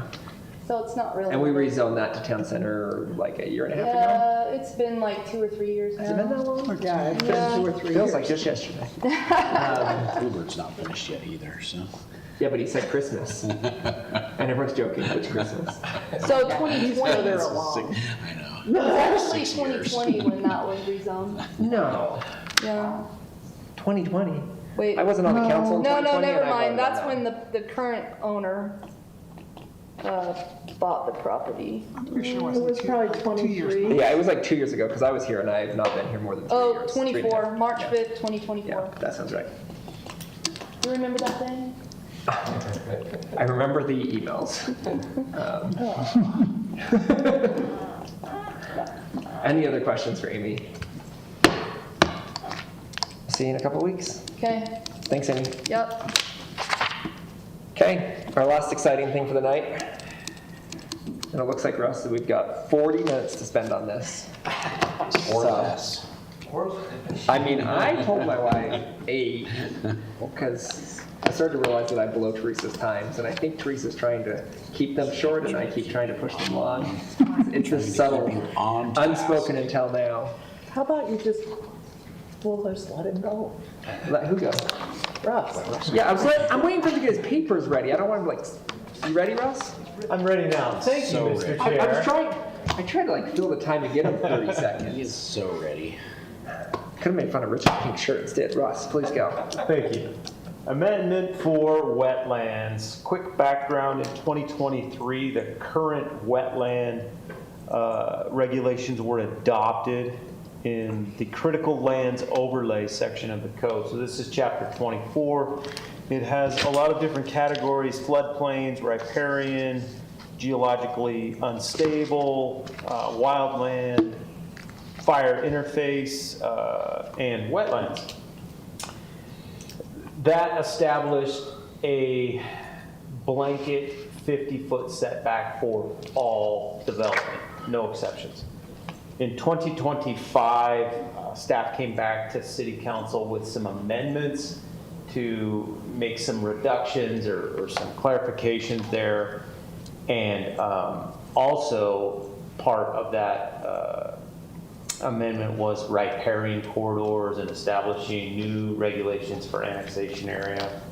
Essentially in 2025, council adopted some riparian changes, and they did not make any changes to wetlands. They just said, we're not gonna make any changes at this point. We really want to choice. They also said, bring it back at a later date and we'll look at it.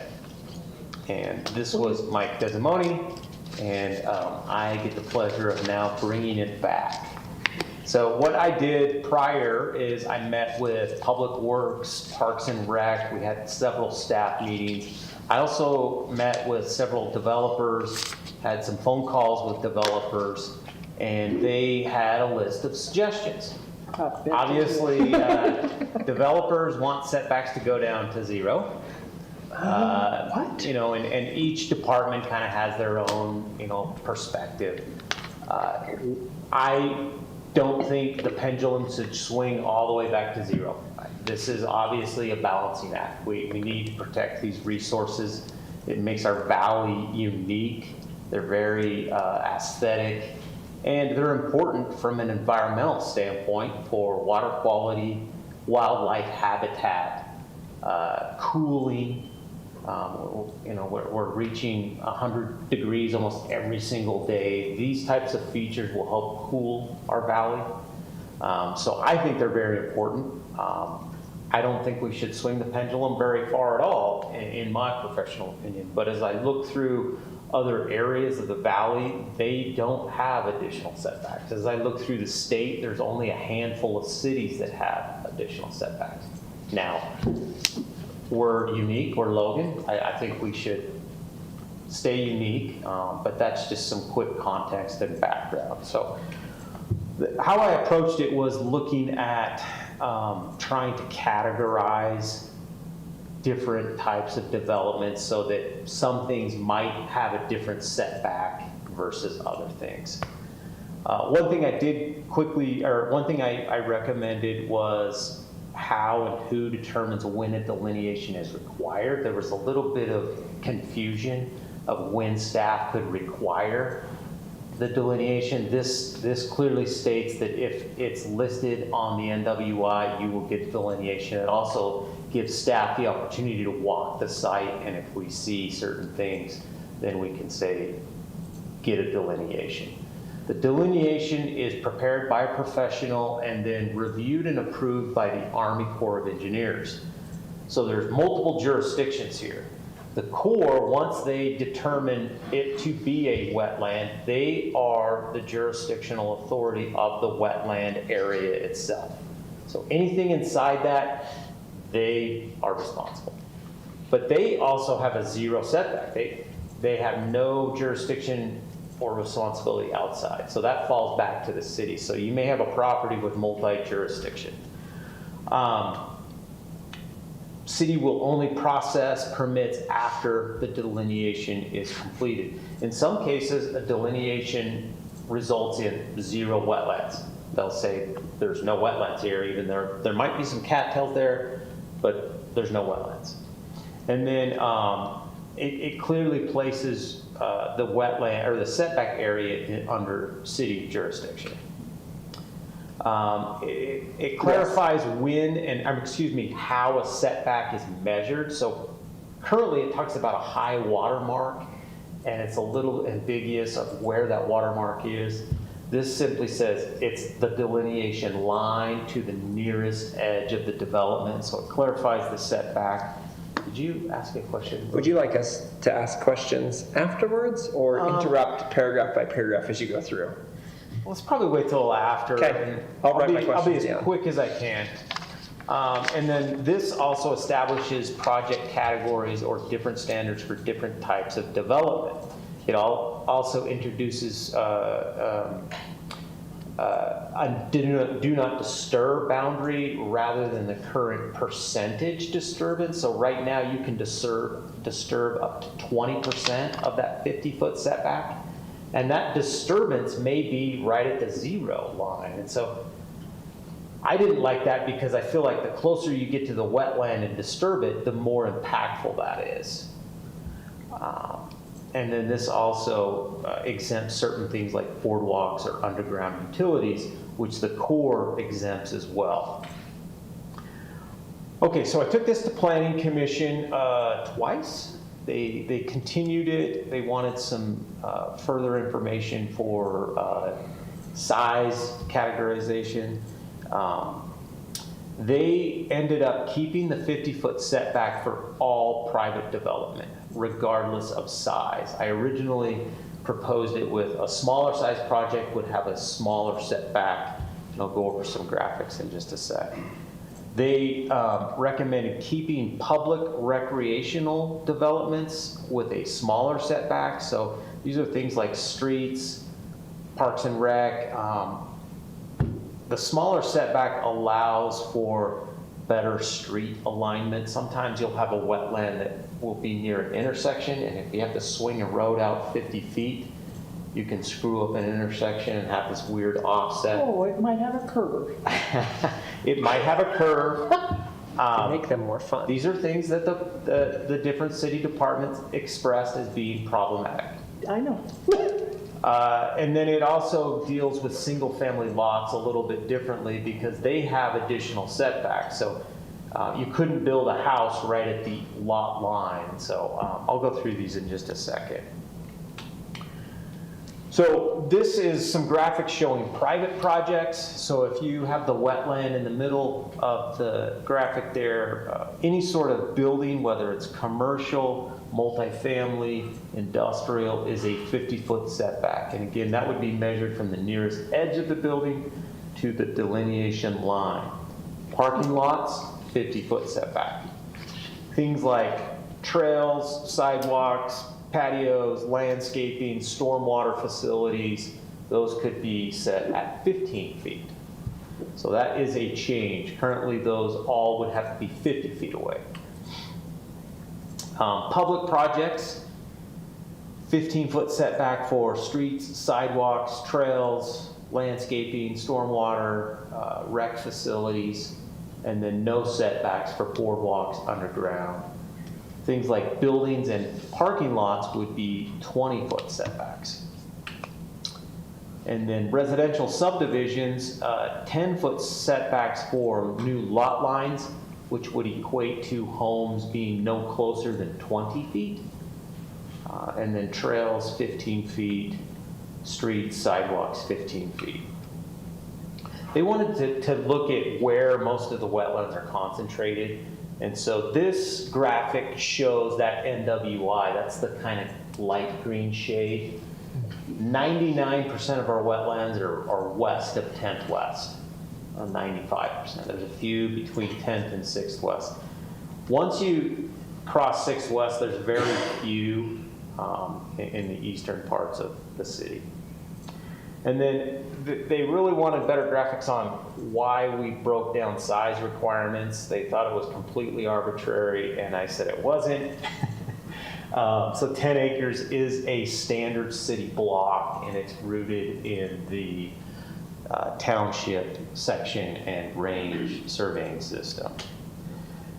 Just to give you some idea for size and acreage, FedEx building, this is the new FedEx facility on 10th West and 10th North. That building is a 5-acre footprint, 220,000 square foot building. It's one of the larger buildings in the city. It sits on a 20-acre site. And because of our landscaping requirements, landscaping requirements are great, they're required 4 acres of open space. And so you see that developed mainly on the west side, but they have a large kind of perimeter. Gosner's is 19 acres for their northern campus, and then Costco is a 17-acre project site. If you look at it from a context of scale, if you have a subject property of 10 acres and you're required 2 acres of landscaping regardless of wetland because of the 20% landscaping requirement, it's easier to absorb those landscaping requirements inside a setback area of 50 feet because 2 acres is easily accommodated in here. So this setback is about 3/4 of an acre if you look at this site more specifically. And so it's not that much of a burden on the property because you're already required that 20% landscaping. When you start looking at smaller properties, the ratios increase pretty dramatically. And so if you've got a setback area on a 2-acre property, now it's about a half of an acre. And so that setback area is, greater than 30%. So ultimately, though, Planning Commission said, let's just keep it all as private development and 50 feet. So here's just some graphics of how the delineation works. So you hire a professional, they go out, they dig test bits, they conduct data research. They're looking for basically 3 criteria: soil types, aquatic, and then plant types. Here's just a quick example of a approved delineation. This is the Willow Lakes, and it will clearly show the exact area of where wetlands are and where wetlands are not. And then in some cases, you'll get the letter back from the Army Corps that says these are not waters of the U.S. and these are not considered wetlands, and then it's developed as a property without wetlands. So it says that last sentence says 2.22 acres of freshwater emergent wetlands are not waters of the United States. So they're still wetlands. But they're not delineated wetlands? Is that what that's saying? So correct. They're not protected wetlands. They're wetlands. We don't care about these ones. We don't care about them? Well, our code doesn't currently care about them. Why? I mean, they're wetlands. That's a discussion we could have. But in the past, the only wetland delineation or protections are for Army Corps recognized wetlands. We would, if the city decided to protect wetlands outside of that scope, we would have to define how we Does the state categorize them. Does the state define wetlands? Not to my knowledge. How often does it happen that you get a letter that says, we found 2.2 acres of emergent wetlands, but they're not protected wetlands? I mean, is that a common thing? The more common thing is the professional will do the analysis and report and say there's no wetlands here, and then the Corps will agree with that report. I've seen several of those. In some cases, I've seen this where they say there's wetlands as per those 3 criteria definitions, but then the Corps has to tie that wetland to the waters of the U.S. And a lot of this is based in Supreme Court rulings. And there was a landmark case, Will Height out of... Craig has them all memorized, so keep going. Yeah, and I'm not going to put them... He's not going to Craig, like, come on. Yeah, I'm not going to put them on the spot, but they have to be tied to waters of the U.S. Connected to be to protected some wetlands, yeah. And that gets a little bit gray because, I mean, all water is connected underground in some shape or form, but in that case, they were too far away from either the river or the lake. And so anyways, I'm getting off topic. Oh, no. And that's a debate. This is on topic. You're not getting. Well, I'm sorry. I guess I'm getting, we as a city could look at categorizing, but we would have to define what's a non-Army Corps jurisdictional wetland and how we would treat those. Or we just define all wetlands. And then they can be. Can't build anywhere. Corps of Engineer, no. Yeah. I don't think Yeah, you. there might be. The other thing I've learned is You have to have a legal sometimes definition for those. wetlands are created because, sorry, No, we have to see if federal law preempts what we could do with city code. Yeah. And it may. Let's just try it. Yeah. I don't think we want to play that game. I think it could be just good exercise for your brain. Let's just give it a go. It's had enough exercise. you know, the other thing I found is some farmers in the past have diverted irrigation ditches in certain ways and they've created wetlands. And so now a property has a artificially created wetland. Sometimes that property owner will then re-divert the ditch for a period of time. I want to say it's 3 years. That area dries up and now it's no longer a wetland. And then they develop it. And so what I'm saying is they're dynamic and fluid and can be ruined easily. It's like water, it flows. Okay, so back to the ordinance. Planning Commission voted 5-1. Commissioner Craig Mon did not like eliminating the smaller project category with the smaller setback. He felt like it should be more developer friendly, and so he voted no. The other 5 commissioners liked the idea of keeping the larger setback. This also has a section that's called reasonable use accommodation. And so, reasonable use exception. And it allows for a property that might have so many wetlands and the setback is so restrictive that it robs all economic value of that land. And so it can go through a case-specific review to apply for a reasonable use exception where setbacks could be adjusted for that one particular property. But that means there's no economic value for that parcel, and we'd have to review those case by case. Who reviews that? Yeah. It depends on the application. It might be a land use appeals board. It might be a planning commission board. But those reasonable use accommodations are available for a lot of different scenarios. They're meant as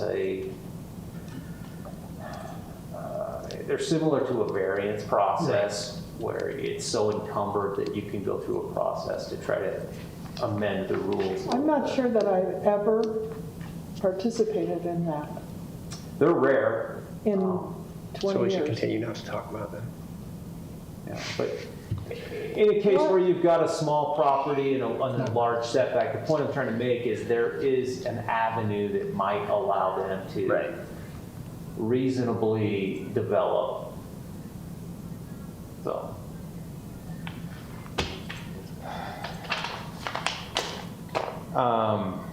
What else? Any questions? I've got some, but I'll let others go first if they want to go first. I know you've got yours ready, No, go for unless Jeannie wants to. No, go ahead. Okay. I think this was briefly mentioned.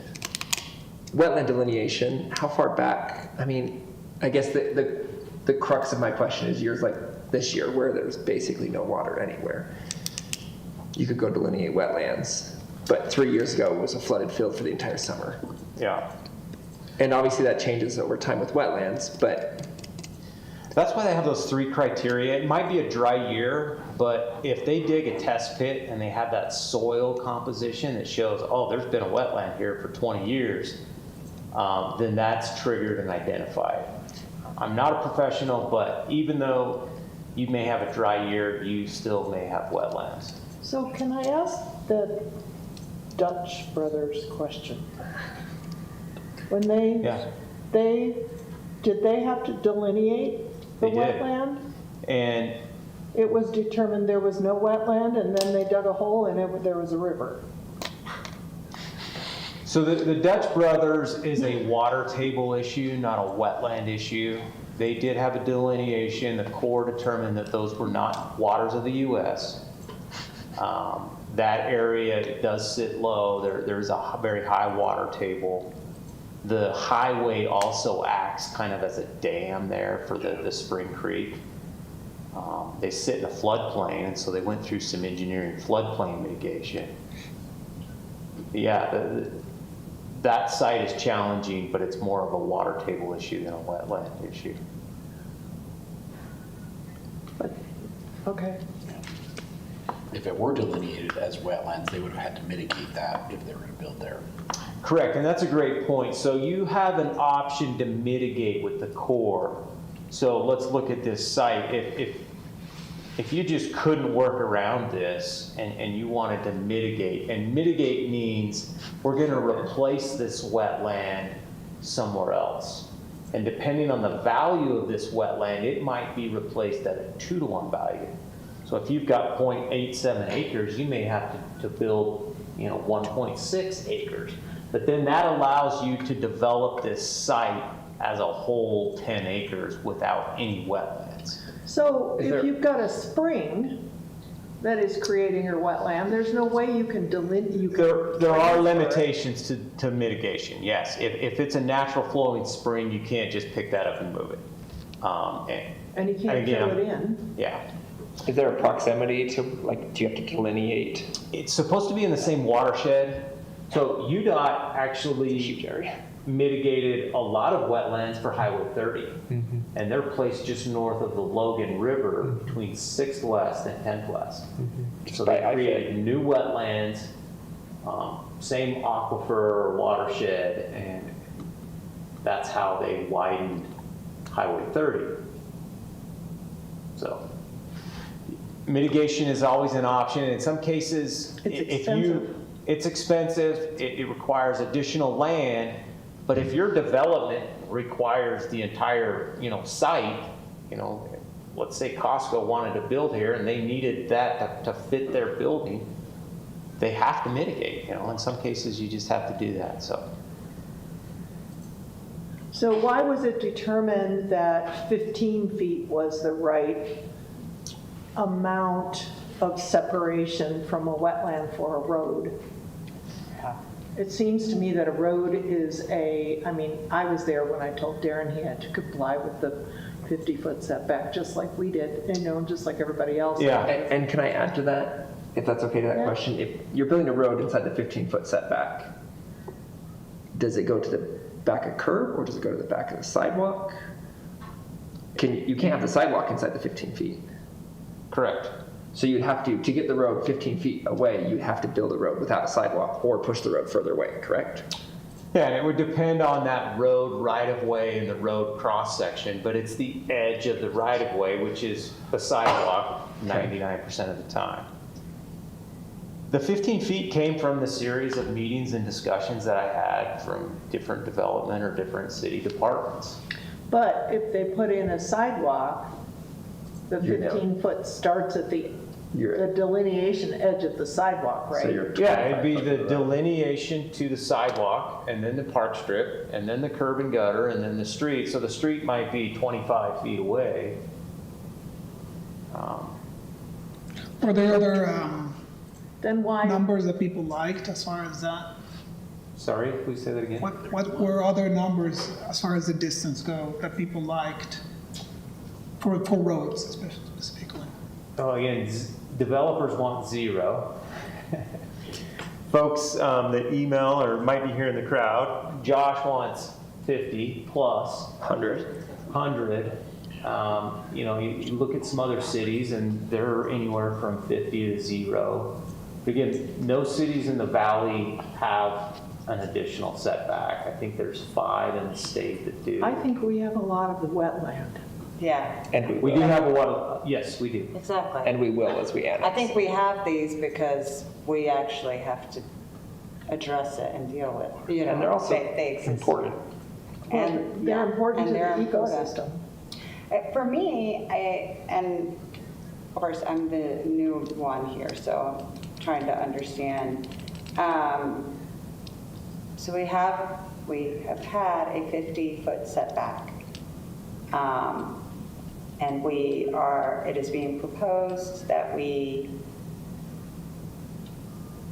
keep a 50-foot setback for private development, but that, as well as including the structures, parking lots, driveway. And then, but public buildings, I get, Rules for me, but not for me. why do public buildings have a lower standard for setback, or why would a paved parking lot have a lower standard for a setback? But only a public paved parking lot. A public paved parking lot, or why would a recreation facility, now when it's shown as Parks and Rec, when we're looking at a soccer field, that's very different, but when we're talking about a rec facility, we're talking about a structure that is effectively a public building. And why would that have less of a setback than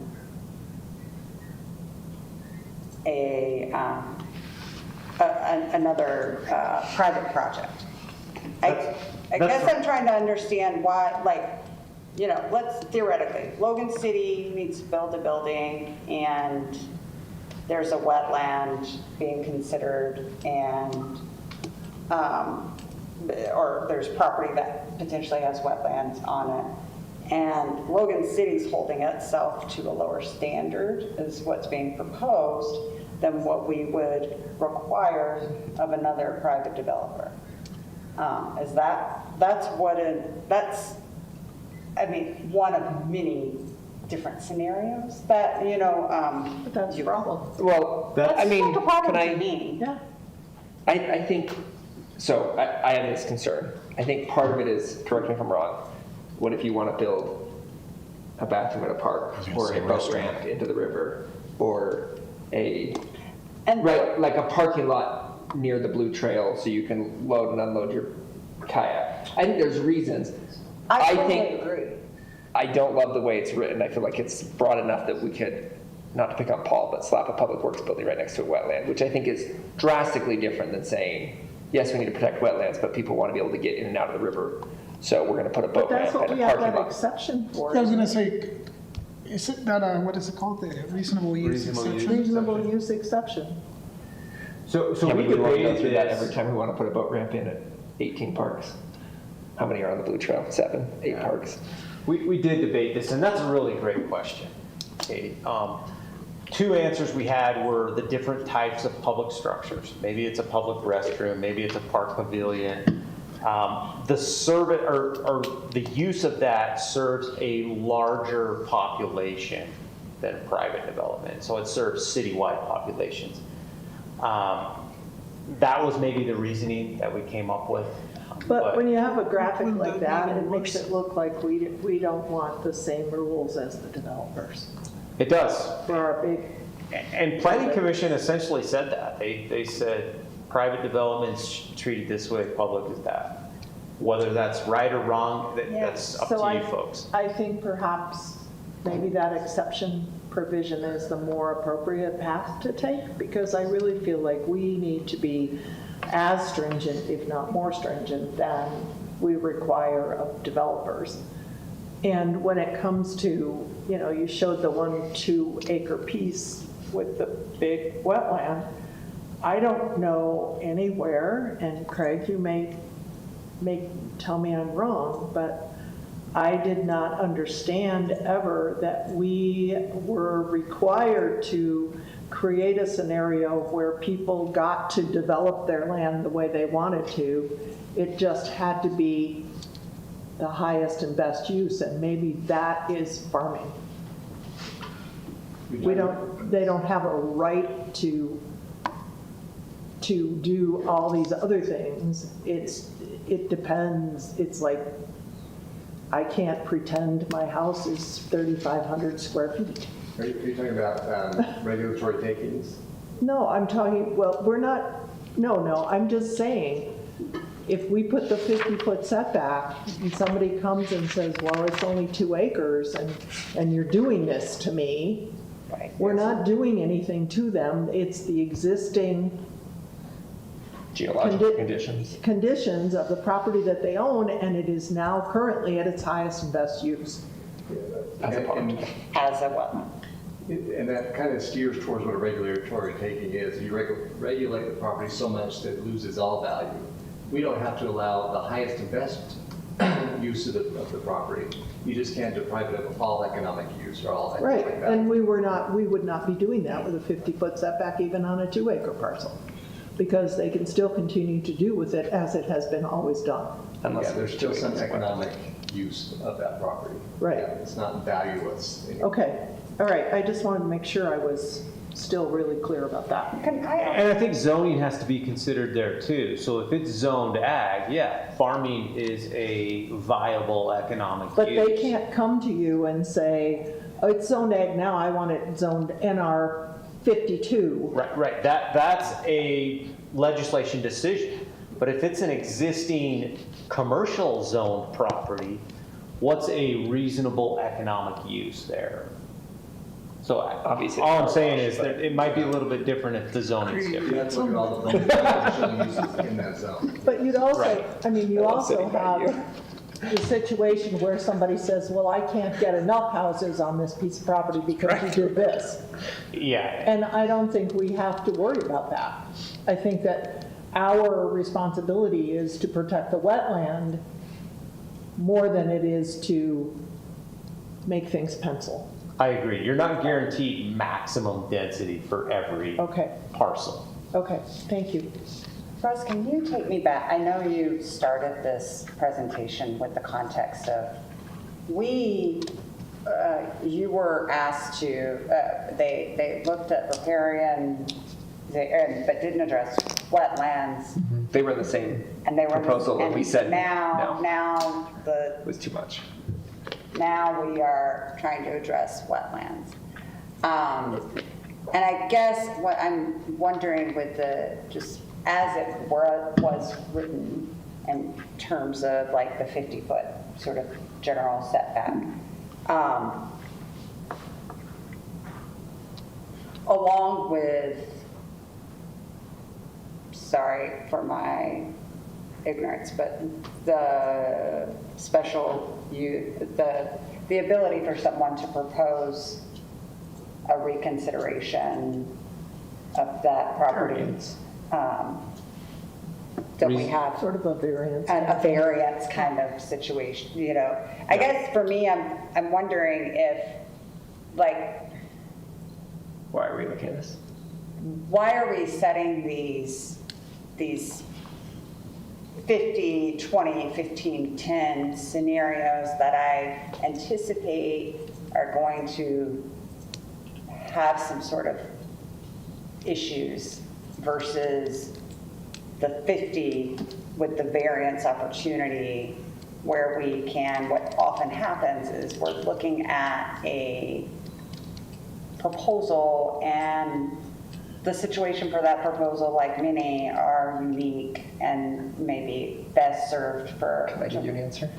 Yeah, sure. Is that okay? Yeah. One, we don't want to do a variance for 20 properties a year. Of course, I think but how many do we have on my wetlands? opinion, too, is there's a lot of trail that we want to build along the Logan River. Yeah. And there's a lot of boat ramps in and out of the river that we'd like to build in the wetland areas so that people can float the river easily.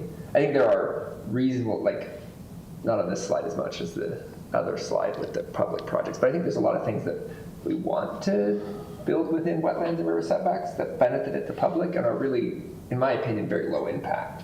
Could we start then with those that we care, like, that we know that we have an interest in relative to, like, because I think. And just doing a variance on those ones? No, like, when we're looking at boardwalks and, Trails. Could we create a separate definition that excludes an actual building? I mean, I think we could just amend this to say Right. no large buildings within 50 feet, If it's, but a bathroom. yeah, I mean. There's a way to write that. What defines a large building? But what I was saying. How big of a toilet do you need? You know, service structures, we could call them service structures, because a boat ramp and a bathroom is a service structure. But so's a car wash. Yeah, I think Public defining them by a service square footage might be easier, and I'm happy to break down this buildings into subcategories and have different setbacks that way. And I think the other thing that I like about where we are currently, there's things I don't love about this, to be transparent, but there are things I do like. Like, I like that we don't allow any disturbance within 10 feet. And I like that we've reduced that 20% allowance. That's a nice new addition. It's a nice, like, there are further protections in here that weren't before. So, like, in my opinion, are there things that I think we need to figure out in here still? Yes, but I think that this is going in the right direction, in my opinion, better than where we were before. And I think the reason that it came back, we didn't want to change it before, but because of the road issue and the public. Well, and the trail. And the trail issue. Because I know the trail around That's Willow Lakes when is a we big. decided to revisit it.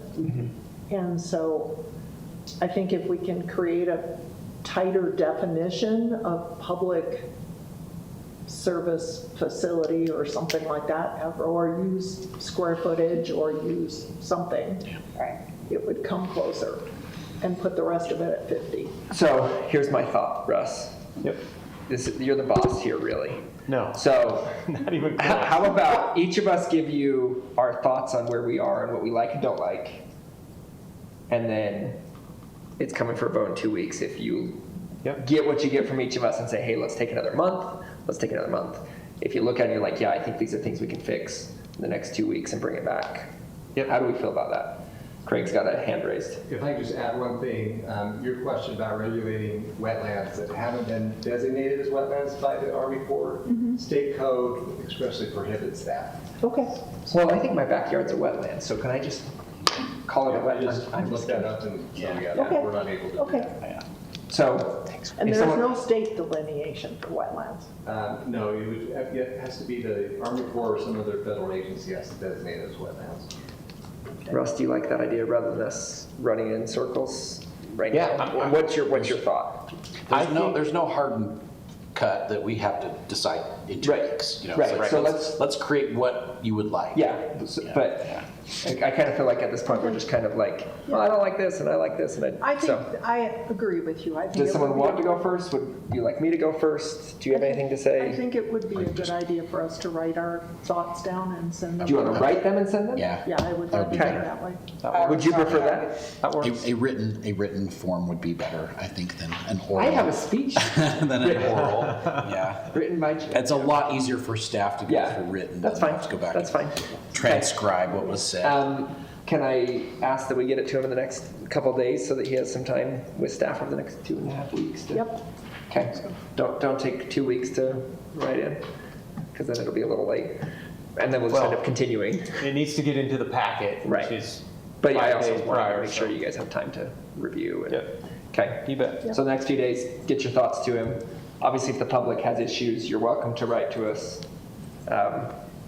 or meet with us or whatever you want. But because it's obvious that there's going to be some refinements. So if you have thoughts or concerns, and then hopefully we can get it together and come back in 2, maybe 4 weeks and put it on an action item and get public comment. And sounds great.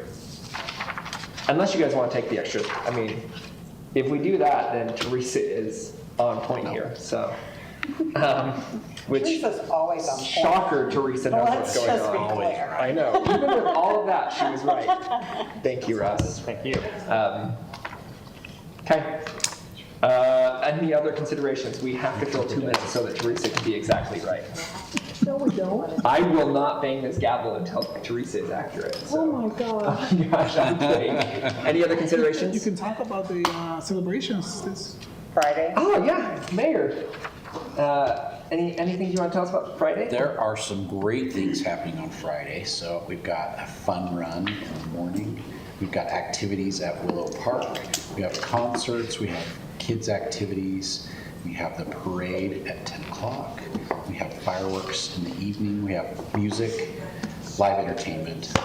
It's a full day. I was like looking at it this morning and I'm going, parks are going to be there from 5 in the morning till midnight. They'll have a long day. Yeah. But there's a lot happening on Friday, so even more so than on the 4th. So we are celebrating. Awesome. Anyone else have any other considerations for 27 seconds? No. This is going to be a really awkward 20 seconds. We're adjourned. Done. 1 minute early. Thanks, everyone. Thank you. Teresa, I'm just trying to help that out so when you